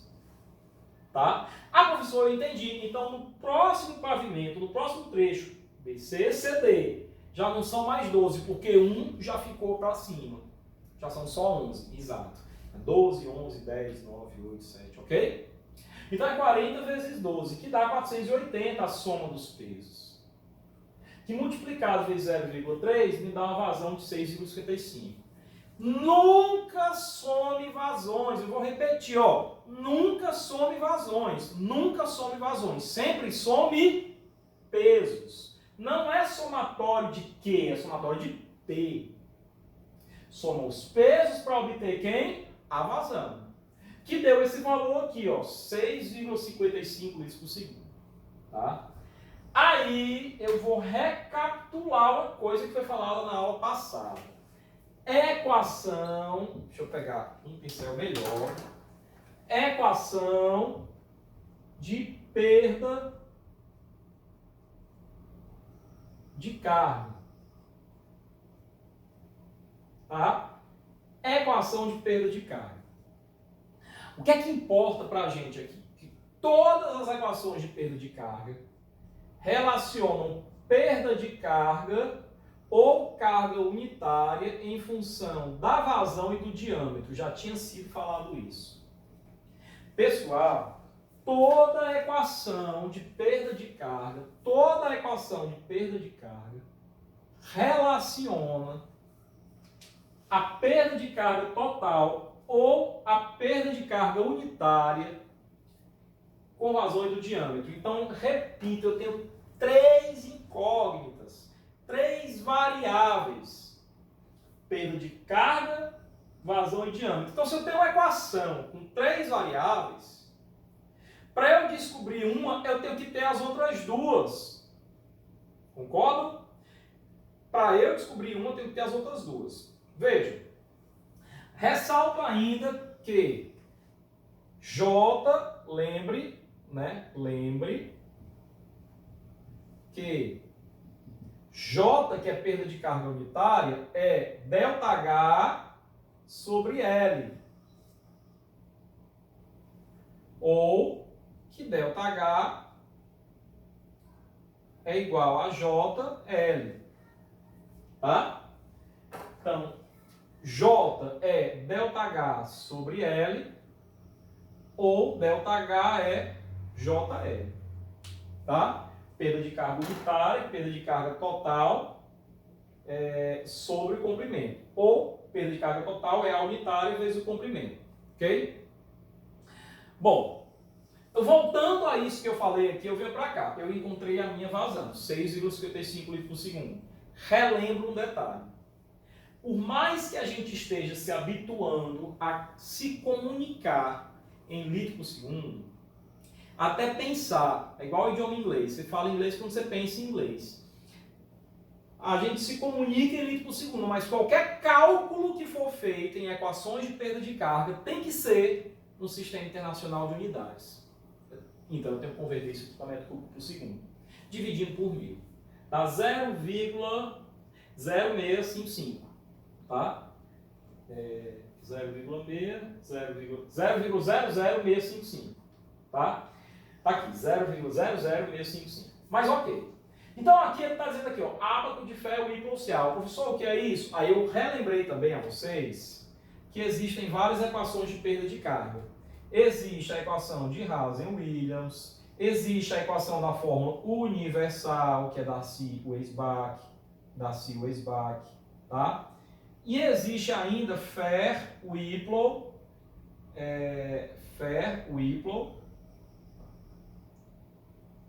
Cial. As mais famosas são Rosen-Williams, eu já falei isso para vocês, e a fórmula universal. Mas aqui, devido aos diâmetros que a gente usa são menores, a mais adequada é a Ferr-Whipple-Cial. Tá? Que é uma equação desse tipo aqui, ó. Que tem o ábaco, mas também tem a equação, tá aqui ela. Então nós vamos usar ela. E que essa equação, eu estou explicando devagar, que é para ter tempo de você absorver. Ela relaciona vazão, perda de carga unitária e diâmetro. Opa! Perda de carga unitária, vazão e diâmetro. Equação de perda de carga. Se eu tiver 2 deles, eu acho quem? O terceiro. Vamos a ela? Primeiro eu já tenho a vazão. Opa! E o segundo? Aí, pessoal, eu vou atribuir, eu vou fazer um pré-dimensionamento. Eu vou atribuir um diâmetro. Professor, mas qual diâmetro eu atribuo? Porque eu não tenho experiência. Pois é, você não tem experiência ainda. Mas depois dessa questão, isso daí já é até um pouco suficiente, isso daí já é até bem suficiente, perdão, para te dar uma percepção melhor de qual o primeiro chute que você vai dar. Tá? Lembrando que você vai atribuir um valor para o diâmetro e depois você vai verificar se a velocidade ficou aqui dentro desse intervalo. O bom do vídeo é que você pode rever isso aí quantas vezes for necessário. Então vamos lá. Pelo lado que tiver o Y alta, que é a equação, pela equação de perda de carga, vemos que para essa vazão de 6,55 litros por segundo, no trecho BC, se usarmos um tubo de 2,5 polegadas, quantos milímetros dá isso aí? 32 milímetros, não, 63 milímetros, tá? Teremos, aí eu coloquei aqui, ó, a equação, substituir a vazão por esse valor, 0,00655, e substituir o diâmetro pelo valor que ele colocou lá, que é de 2,5 polegadas, que é 60 milímetros. Tá? Professor, na prova eu boto 60, 62,5 ou 63, já está 62,5, já comentei isso com vocês. Qualquer dúvida me pergunte no encontro virtual. Você vai ser fiel à relação de que 1 polegada são 25 milímetros, portanto, meia polegada são 12,5 milímetros. Portanto, aqui seria 62,5. Mas como eu peguei do livro do jeito que está lá, eu botei o que está lá, que é 60, ok? Então vamos fazer de conta nessa questão que é 60, mas na prova, 62,5. Então a gente deu um chute aí de 60 milímetros, de 2,5 polegadas. Quando a gente deu esse chute, que calculou essa equação, encontramos uma perda de carga unitária de 0,14 metros por metro. Professor, uma perda de carga unitária de 0,14 metros por metro é um valor grande ou é um valor pequeno? Vamos ver. Nós não temos essa percepção ainda, mas nós vamos sair daqui já tendo essa percepção, porque nós vamos analisar tudo que está aqui com o resultado. Certo? Bom, se eu for para a equação da continuidade para calcular a velocidade, né? Porque como é que eu vou calcular a velocidade? Ora, equação da continuidade, que diz que Q é igual a AV, né? Então eu tenho a vazão, que é 6,55, e a área eu tenho porque a área π é 2 sobre 4, e o diâmetro que eu adotei é 60 milímetros, né? Então, se eu for calcular isso daí, a velocidade deu 2,2. Aí você diz assim, cara, professor, tu é massa, tu acertou na mosca. 2,2 está entre 2 e 2,5. Obedeceu o critério. Vamos para o próximo, professor, já entendi, vamos para o trecho CD. Calma, não é tão simples não. Mas até aí tá beleza, ó, o resultado ficou dentro do critério de velocidade, então é aceito. Esse diâmetro aí é aceito, 60 milímetros, é aceito, ok, morreu. Mas morreu Maria Preá? Não, morreu Maria Preá não. Preste atenção no que está escrito aqui. Ó. Temos uma perda de carga muito alta no primeiro trecho. Porque a perda de carga, pessoal, é a perda de carga unitária vezes o comprimento. Portanto, se eu multiplicar aquele comprimento lá, que nesse... Opa, perdão.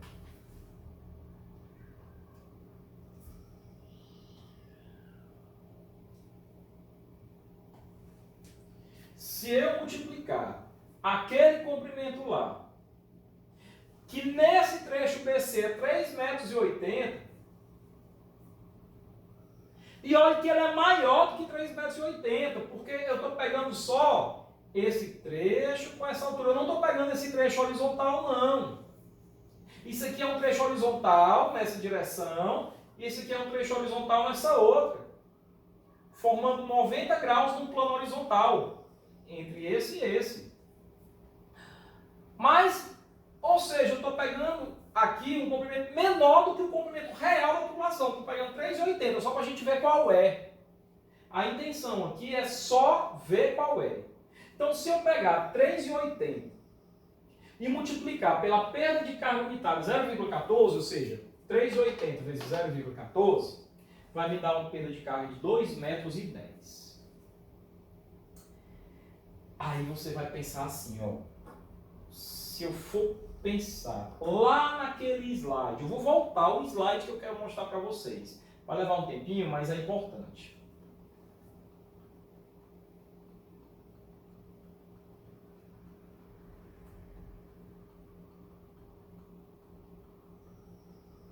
Depois eu passo para frente de novo, tá? Pronto. Se eu for pegar naquela questão lá, desse nível até o ponto lá que eu quero, dá 3,80 m, né? Então 3,80 m é a pressão que eu tenho. Concordam?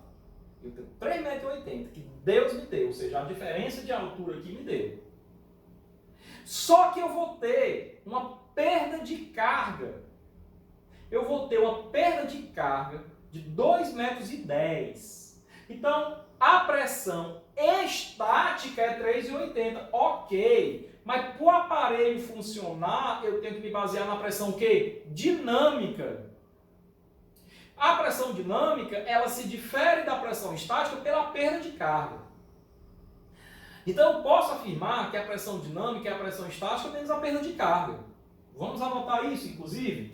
Eu posso afirmar, vou anotar aqui em cima, que a pressão dinâmica é a pressão estática menos a perda de carga. Tá? Então, se eu tenho 3,80 de estática,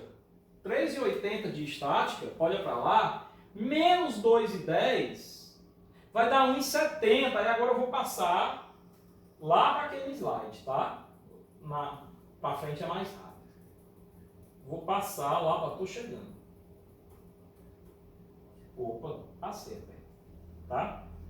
Bom, então, se eu pegar 3,80 menos 2,10 dá 1,70.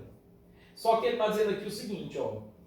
Temos uma perda de carga muito alta, que é de 2,10 m, e só temos 3,80. É como se eu tivesse, pessoal, R$ 3,80 no bolso. E de cara, no ônibus, até chegar no local que eu quero comprar alguma coisa, eu gasto R$ 2,10. Eu só vou ter R$ 1,70, concorda? Então, repito, eu tinha R$ 3,80 no bolso. Mas eu preciso ir comprar o que eu vou comprar. Mas para eu chegar lá, eu gasto R$ 2,10. Eu só fico com R$ 1,07. Só que o preço do negócio que eu quero comprar é R$ 2,00. Se eu só tenho R$ 1,70, como é que eu posso comprar um equipamento de R$ 2,00? Não dá, né? E esses R$ 2,00, olha o que é, ó. Precisamos de R$ 2,00 para a válvula no ramal C. Ou seja, cada aparelho sanitário ele tem uma pressão dinâmica mínima de funcionamento. Uma pressão dinâmica mínima para funcionar. No caso do vaso sanitário aí, com válvula de descarga, é 2 metros por coluna d'água. Portanto, conclusão. Se eu utilizar 60 milímetros, a minha velocidade está ok, mas eu vou ter uma perda de carga muito alta, uma perda de carga unitária muito alta, que vai implicar numa perda de carga total muito alta, que vai implicar numa pressão residual muito baixa, abaixo do mínimo necessário, que nessa hipótese seriam 2 metros. Deu para entender, pessoal? Quem não entendeu, anota para me perguntar no encontro virtual. Tá? Portanto, qual seria a solução? Qual seria a solução? Bom, eu posso dizer várias. Uma delas seria elevar a caixa TAP. Esses 3,80 aí viraria 4, 4,20, 4,30, beleza. Mas não é uma solução que ninguém faz. Por quê? Porque isso implica em aumento do custo. Eu vou ter que altear a minha caixa d'água. É mais tijolo, é mais concreto. Não é um princípio de funcionamento de projeto enxuto, né? Mais barato seria o quê? Trocar esse diâmetro. Agora, a pergunta é, eu vou aumentar o diâmetro ou eu vou reduzir o diâmetro? Bom, se você está com essa dúvida, o raciocínio é o seguinte. Eu preciso reduzir essa perda de carga. Concorda? Porque se eu tinha 3,80 metros e eu quero que sobre mais, eu tenho que reduzir esse cara. Concordam? Ou seja, se eu reduzir esse cara, mantendo esse cara constante, que esse cara aqui é o meu 3,80, esse cara aqui vai aumentar. Concordam? Portanto, a minha ideia é reduzir a perda de carga, para que eu possa aumentar a minha pressão dinâmica, para um valor de no mínimo 2 metros por coluna d'água. Tá?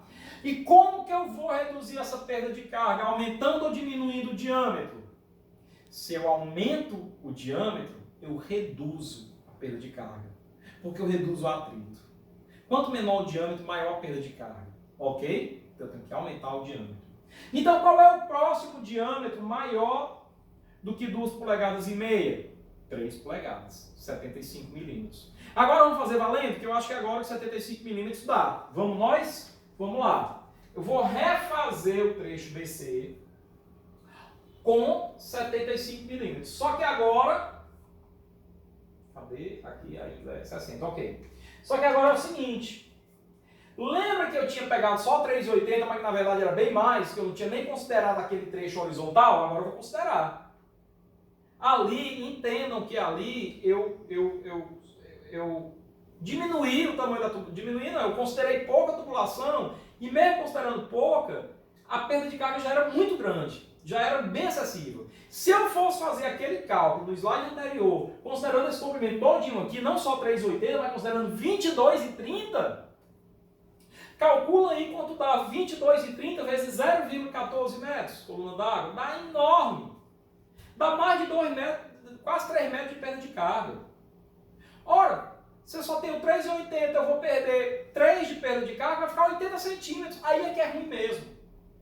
Então aquele diâmetro de 60 milímetros não estava legal. Embora a velocidade estava dentro do que eu queria. Mas vamos aumentar o diâmetro para reduzir a perda de carga. Mas agora vamos considerar o comprimento real, né? Então volto à figura. Se eu considerar o comprimento real desse trecho com esse daqui, são 15 metros. Tá? A altura é 3,80, mas o comprimento desse pedaço, com esse, dá 15 metros. Então eu tenho aqui, ó, comprimento real, 15 metros. Eu ainda tenho um registro de 3 polegadas, que tem um comprimento equivalente de meio metro. Eu tenho um T de saída lateral, sempre de 3 polegadas, que equivale a um tubo de 5,20 metros. Tem um comprimento equivalente de 5,20. E um T de passagem direta de 3 polegadas de 1,60. O que vai implicar em comprimento equivalente de 7,30, que somado com os 15 dá 22,30. Procedimento agora você já sabe. Aí eu estou trabalhando com 3 polegadas, 75 milímetros. Equação de perda de carga. Jogo na equação de perda de carga, né? Que relaciona vazão, perda de carga unitária e diâmetro. A minha vazão não mudou, né, pessoal? A minha vazão não mudou. Continua sendo 0,00655. Tá? Porque é 0,3 raiz de somatório de P. Que é igual a esse valor, vezes o J, que é que eu quero calcular, elevado a um expoente, vezes o diâmetro aí, que deu 0,75 metros, né? 75 milímetros é 0,75 metros. E aí tem uma perda de carga unitária de 0,045. Olha, 0,045 é quase um quarto do 0,14 que estava antes. É 4 vezes menos. Então, se eu tenho uma perda de carga bem menor, eu vou ter mais dinheiro sobrando no meu bolso, ou seja, uma pressão residual restante maior. Tá? Então, quando eu multiplico a perda de carga unitária 0,045 vezes o comprimento 22,30, que é isso daqui, é igual a perda de carga total. 1 metro. Quando eu for fazer a cadernetazinha agora, olha, eu tinha 3,80 metros de pressão estática. Eu tinha 3,80 metros. Menos 1 metro, eu vou ter uma pressão dinâmica de 2,80. Opa! 2,80 atende ou não atende a válvula de descarga que só pede 2? É como se você tivesse R$ 2,80 para comprar um produto que só custa R$ 2. Ok? Então, você tem aqui uma pressão residual, chama isso, anote esse nome, de pressão residual de 2,80 m. Ela vai atender a tua válvula de descarga sem problema. O professor vai atender os outros equipamentos? Vai, porque quando eu peguei a válvula, eu peguei o equipamento que pede a maior pressão, lógico. Né? Eu vou pegar o equipamento que pede a maior pressão. Se atende a ele, atende a todos os outros. Ok? Bom, então a pressão ajusante do ponto C, ou seja, lá no final do ponto C, que é que vai para o trecho CD e para o próximo trecho, é de 2,80. Significa o quê? Significa que eu já entro no próximo trecho com R$ 2,80 no meu bolso. Tá? Nesse trecho eu entrei zerado. Eu ganhei no meio do trecho 3,80 m de descida, mas eu perdi 1 metro de perda de carga. Então eu ganhei 3,80 m de descida, mas eu perdi 1 metro de perda de carga, sobrando apenas 2,80. Para o próximo, eu já entro com 2,80 fora que eu vou ganhar.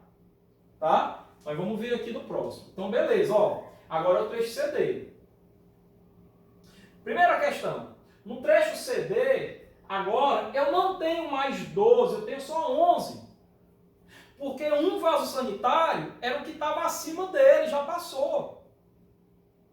Aquele trecho CD, ele vai passar água para alimentar 11 vasos, 11 pavimentos, e não mais 12. Então agora é 40 vezes 11, 440, que eu jogo na fórmula enquanto a vazão de 6,3. Ah, pessoal, a vazão vai diminuindo? Vai. Era 6,55, agora é 6,3, depois vai ser menor, depois 5 e pouco, e aí vai diminuindo. Né? E aí você já está pegando aí a coisa, ó, já está entrando no loop, já está ficando repetitivo. E aí eu vou de novo para a equação de Fermi Procel. Só que lembra, eu tenho 3 incógnitas, para eu descobrir uma, eu preciso ter as outras duas. Uma delas eu já tenho a vazão, a outra o que é que eu vou fazer? Eu vou atribuir um diâmetro. E aí você pode fazer o seguinte, ou, presta atenção, você mantém, isso aí vai do projetista, isso aí vai da sua cabeça, ou você mantém o mesmo diâmetro do trecho anterior, ou você já reduz. Ok. Pelo ábaco tal, vemos que para a vazão de 6,3 no trecho CD, se continuarmos com um diâmetro de 3 polegadas, eu tinha esquecido de falar. Valeu o texto, porque eu tinha esquecido de falar. A velocidade,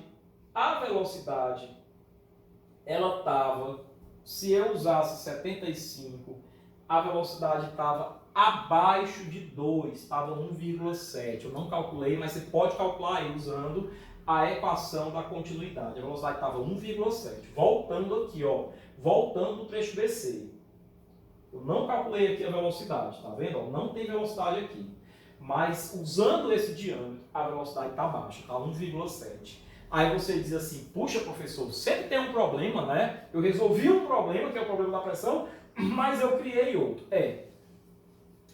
E aí nós temos uma discussão. A discussão é o seguinte, professor, eu entendi que você optou pelo de 75 milímetros para poder ter pressão para o aparelho funcionar. Pessoal, se não tiver pressão, o aparelho está ali só de enfeite, de decoração. Pode botar um vaso de plantas em cima, porque ele não serve para nada. Porque não vai sair água, a não ser que você toda vez que for usar, fazer o número 1, número 2, venha com um balde e jogue água dentro. Só assim. Tá? A água não vai chegar na válvula de descarga. Tá? Não vai dar a pressão necessária para retirar, principalmente o número 2. Tá? E aí você tem uma patologia hidrossanitária. Bom, e aí, professor? E aí é o seguinte, para eu ter pressão, para o meu aparelho funcionar, eu precisei aumentar o diâmetro, mas eu paguei um preço para isso. Qual foi o preço que eu paguei? A velocidade ficou abaixo do critério de dimensionamento. Então, professor, a pergunta que eu quero fazer é o seguinte, qual é a finalidade desse critério de dimensionamento? Por que ele tem que estar entre 2 e 2,5? Bom, então essa é a pergunta que tem que se fazer. Por quê? Velocidades muito baixas não são boas, porque provocam uma tendência de depositar sedimentos no fundo da tubulação. E à medida que esses deposimentos vão enrijecendo, endurecendo, você vai tendo alterações no relevo e isso aumenta a perda de carga. Tá? Lodo e por aí vai. Isso não é bom. Tá? E aumentando perda de carga ao longo do tempo, você reduz a pressão residual, a gente já sabe disso. Tá? Aumentando perda de carga, reduz a pressão residual e com o tempo a água vai deixar de sair até. Tá? Então velocidades muito baixas são ruins, porque favorecem a deposição de material no fundo da tubulação, que não é bom. Velocidades muito grandes, por sua vez, também não são boas. Por quê? Primeiro, porque favorecem o golpe de ariete, o transiente hidráulico, que a gente não quer em hipótese alguma, ele é o próprio capeta. A gente não quer ele em hipótese alguma. Tá? Então, tem essas questões aí também. Certo?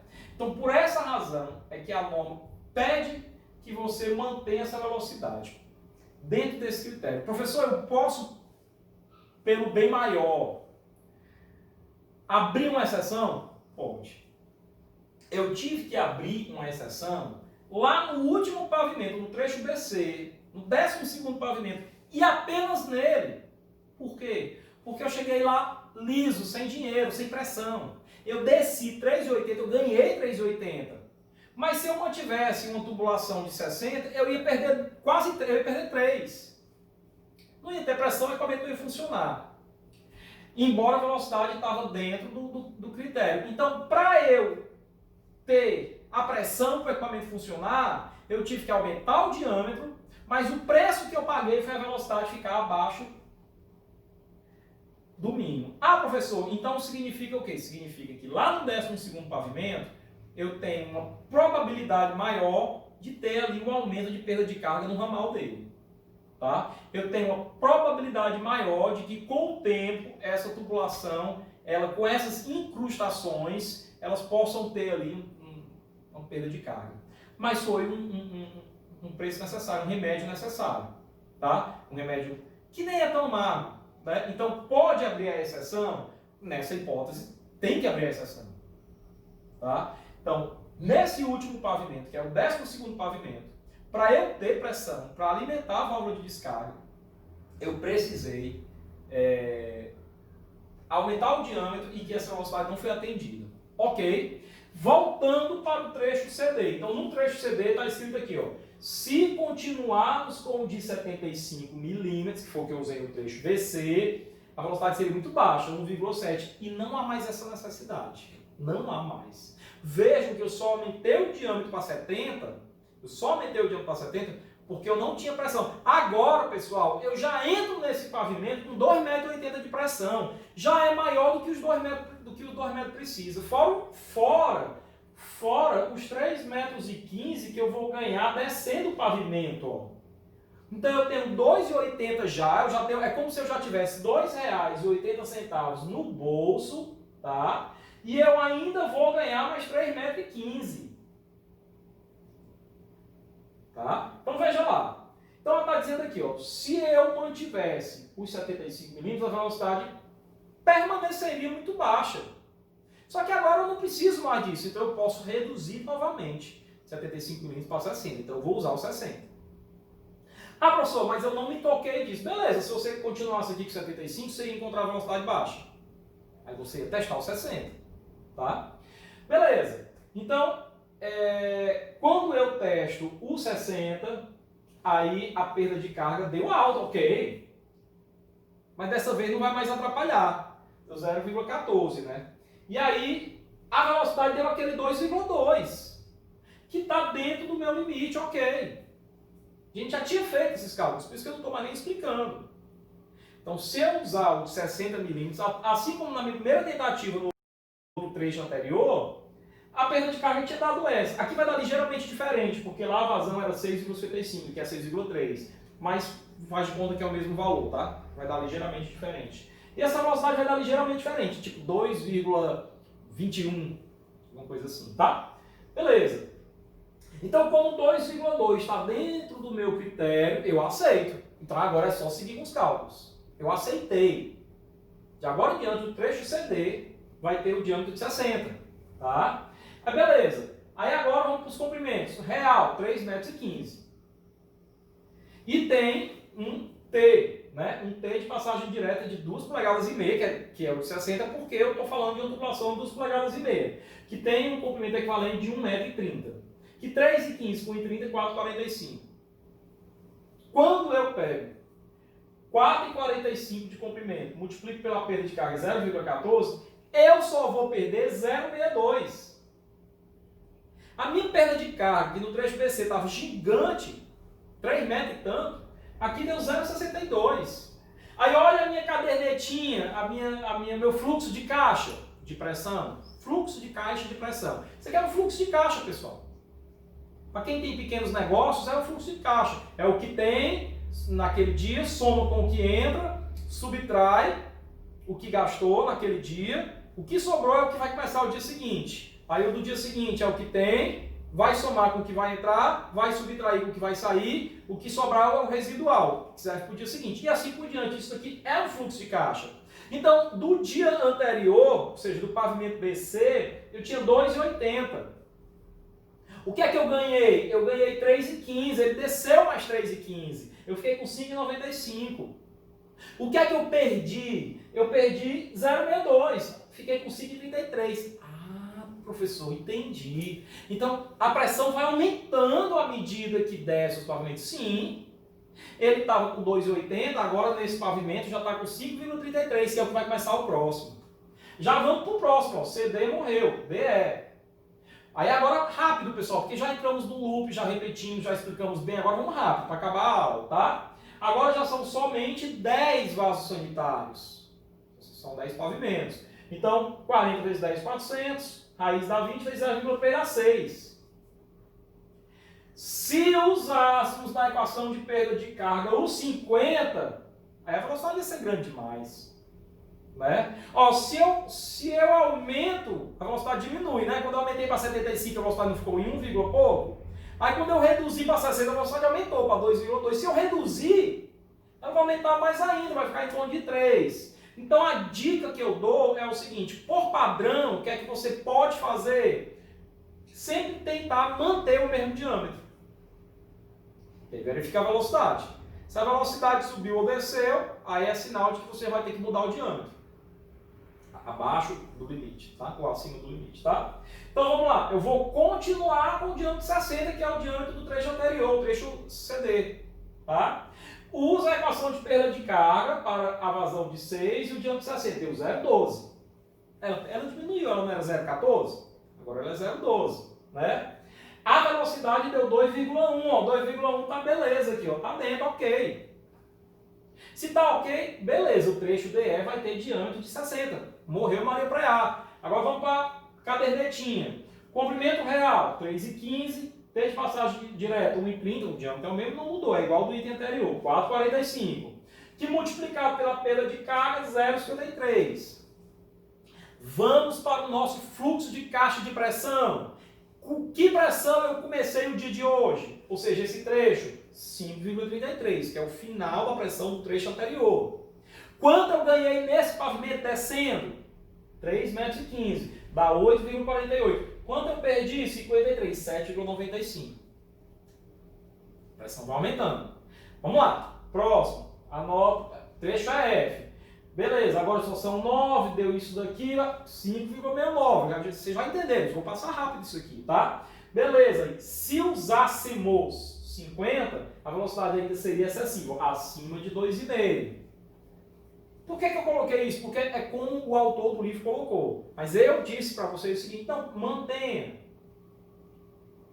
Se você mantiver, aí vai chegar uma hora que a velocidade vai diminuindo, vai baixar abaixo de 2. Ó. Na hora que ela baixar abaixo de 2, é a hora que você vai precisar reduzir o diâmetro. Não era 2,2 o trecho PC? No trecho CD não era 2,1, agora já é 2, ó, já está no limite. Provavelmente o próximo trecho não vai caber mais 60, você vai ter que usar o 50, vai ter que reduzir. Tá? Então vamos lá. A perda de carga agora, usando 60, né? E essa velocidade, a perda de carga deu 0,10. Aí a velocidade deu 2. Olha aí, já está no limite mínimo, no limite inferior, no piso. Tá? Comprimentos reais, 3,15 com mais 1,30 do comprimento equivalente, 4,45, que vezes 0,10, 0,445. Quanto eu tinha? Eu entrei do item anterior, do trecho com 7,95, né? Então eu tinha 7,95, ganhei mais 3,15, fiquei com 11,10, perdi 0,45, 10 metros, né? Beleza, próximo, vamos só mais um até a hora de mudar. Aqui eu já mudo, ó, porque a velocidade já estava 2, aí aqui, ó, se usássemos o 50, a velocidade, olha só, esse daqui é delicado, esse precisa ser conversado. Se eu já baixasse o diâmetro de 60 para 50, a velocidade ainda estava alta, 2,73, acima de 2,5. E se eu mantiver o 60, ela dá 1,9, abaixo de 2. O que é que você prefere? Abaixo de 2 ou acima de 2,5? Eu sei que você vai responder o seguinte, professor, eu prefiro esse, porque esse daqui só baixou 0,1 abaixo do mínimo. E esse subiu 0,23 acima do máximo. Ok, essa é mais uma razão nesse caso específico, porém eu vou lhe dizer outra. Entre ter uma velocidade um pouco abaixo da mínima e ter uma velocidade um pouco acima da máxima, eu prefiro ter uma velocidade um pouco abaixo da mínima. Por quê? Porque o que eu quero é evitar de todo jeito o risco de transiente alto. Então, velocidade excessiva é mais prejudicial do que velocidade baixa. Ok? Portanto, pessoal, entre 1,9 e 2,73, eu fico com 1,9. Ok? Portanto, se eu baixasse agora o diâmetro para 50, a velocidade ainda seria alta. E se eu mantiver o 60, ela baixa abaixo do mínimo, mas eu vou optar por isso pelas razões que eu já elenquei. Tá? Então, deu uma perda de carga unitária de 0,3, comprimento real equivalente, soma dos comprimentos, 4,45, que multiplicado pela perda de carga unitária deu 1,36. Eu entrei nesse dia de hoje com R$10,66 no bolso, ganhei mais 3,15, fiquei com 14,81. Gastei 0,45 com 14,36. Agora não tenha dúvida, no trecho GH eu vou usar o 50, eu vou baixar. Agora já são só 7, né? Vasos sanitários, 280, deu essa vazão, 5,02. Se usarmos os 50, a velocidade já está ok, ó, 2,5. Já está ok. Então vamos para o 50. Essa é a hora de baixar o diâmetro. Vamos para o 50. Ok, pessoal? Deu para entender aí como é o critério? Bom, e a velocidade 2,5, perda de carga 0,274. A luzinha vermelha ela aparece ali, mas na TV ela não aparece, né? O comprimento equivalente muda aqui, porque mudou o diâmetro, né? Não é mais 2,5, aqui eu copiei, colei, não alterei, aqui é só 2 polegadas. Vou até alterar aqui agora, na frente de vocês, tá?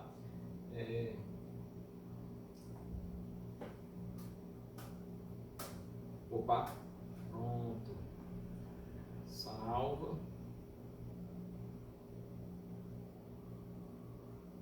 Para frente, vamos lá.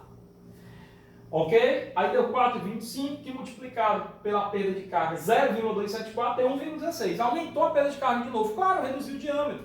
Normal. Só que agora, nem sinto, ó, eu tinha 14,36, ganhei 3,15, dá 17 e pouco, perdi 16. Aí agora eu já vou me antecipar e vou dizer o seguinte, você vai, todos os outros aí, o mesmo critério, não vou mais explicar, a aula praticamente terminou, tá? Mesmo critério. Você vai ver os outros trechos, que agora é loop, agora é repetição, isso aí é com você. Agora, cuidado, 24,86, o trecho KL, termina no MM, né? Então, LM, MN, 28. Esse edifício só tem 12 pavimentos. Se ele tivesse mais uns 5 pavimentos aí, iria ultrapassar o valor da pressão estática máxima de 40 metros por coluna d'água, não iria? Beleza. A partir dali eu tinha que prever uma válvula redutora de pressão.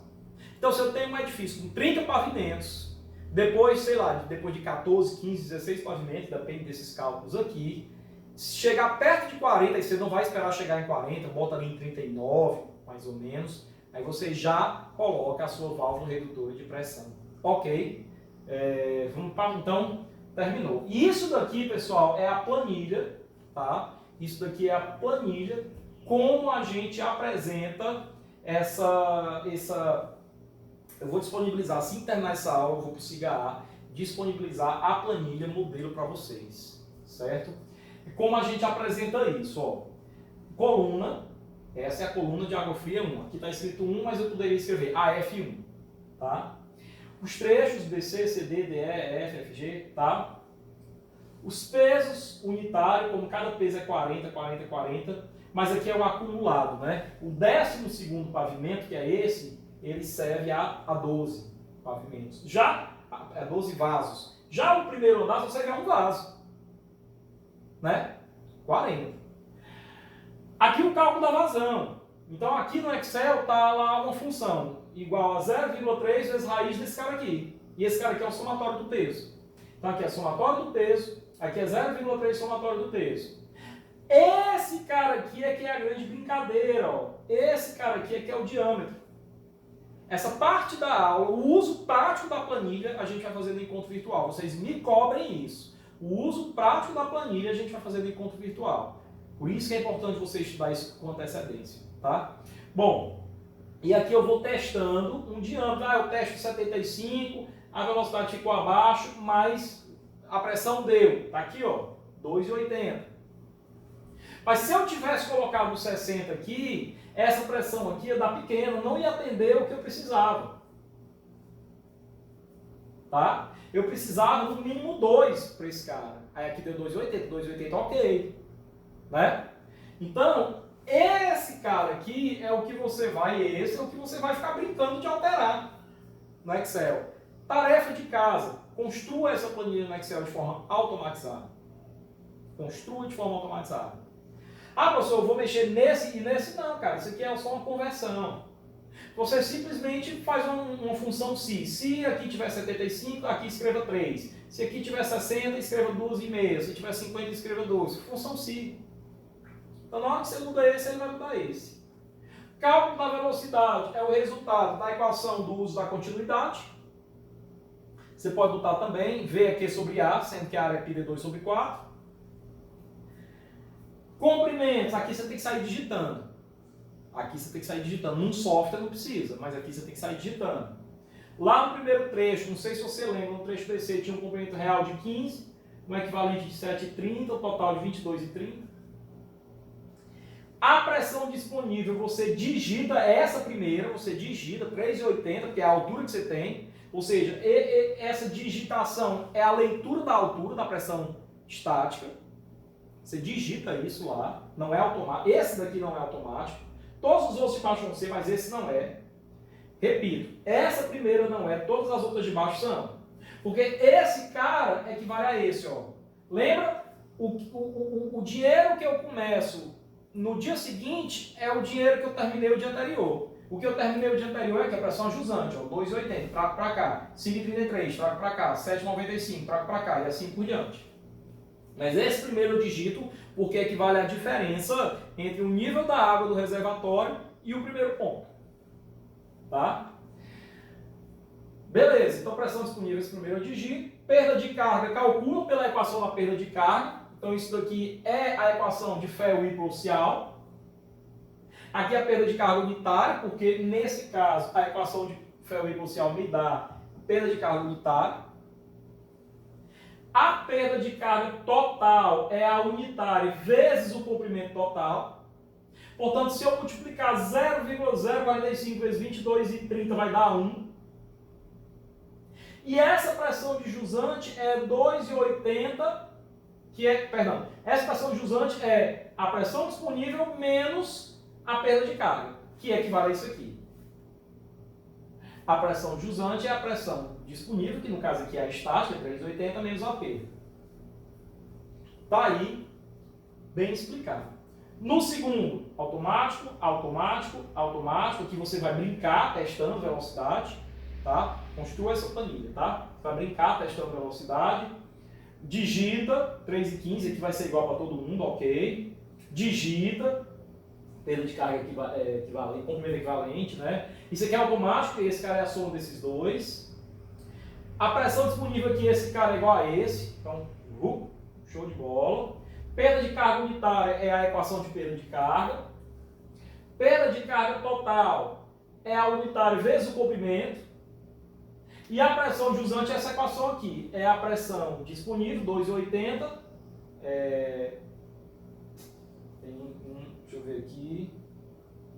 Tem só um pequeno equívoco aqui. 2,80 mais 3,15, porque é a altura. Tá? Mais 3,15 é 3,15, mais 2,80 menos 0,62. Tem esse detalhe.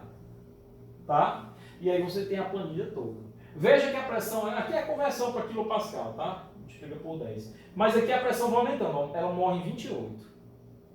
Na prova vai ter uma questão dessa para você fazer. Tá? Vai ter uma questão dessa. E em casa é mais fácil, porque para quem fez a planilha antes, joga na planilha e tá lá os resultados. Fácil, fácil. Show de bola. Show de bola. Tá? Beleza, pessoal. Então essa é a planilha. No arquivo tem um link para a planilha. Eu vou mandar a planilha. Tá? E aqui já é outra questão, que essa outra questão já vai ficar para vocês fazerem, tá? Tem vários aparelhos, mas o peso é bem menor, inclusive, trecho BC e tal, beleza. E aí, salva a bomba. Eu sem querer eu apertei aqui. Beleza. E aí, esquece. Ok, pessoal? Então, esse foi o capítulo de ramais. A aula de hoje foi uma tranquilidade, eu estou sozinho tomando conta dos meus filhos, a minha esposa foi trabalhar, eu coloquei eles lá em cima do quarto vendo o Lucas Neto, e eles estão lá, não desceram nenhuma vez, show de bola, não vou ter nenhum trabalho fazendo a edição disso aqui. Então, salva a bola para vocês.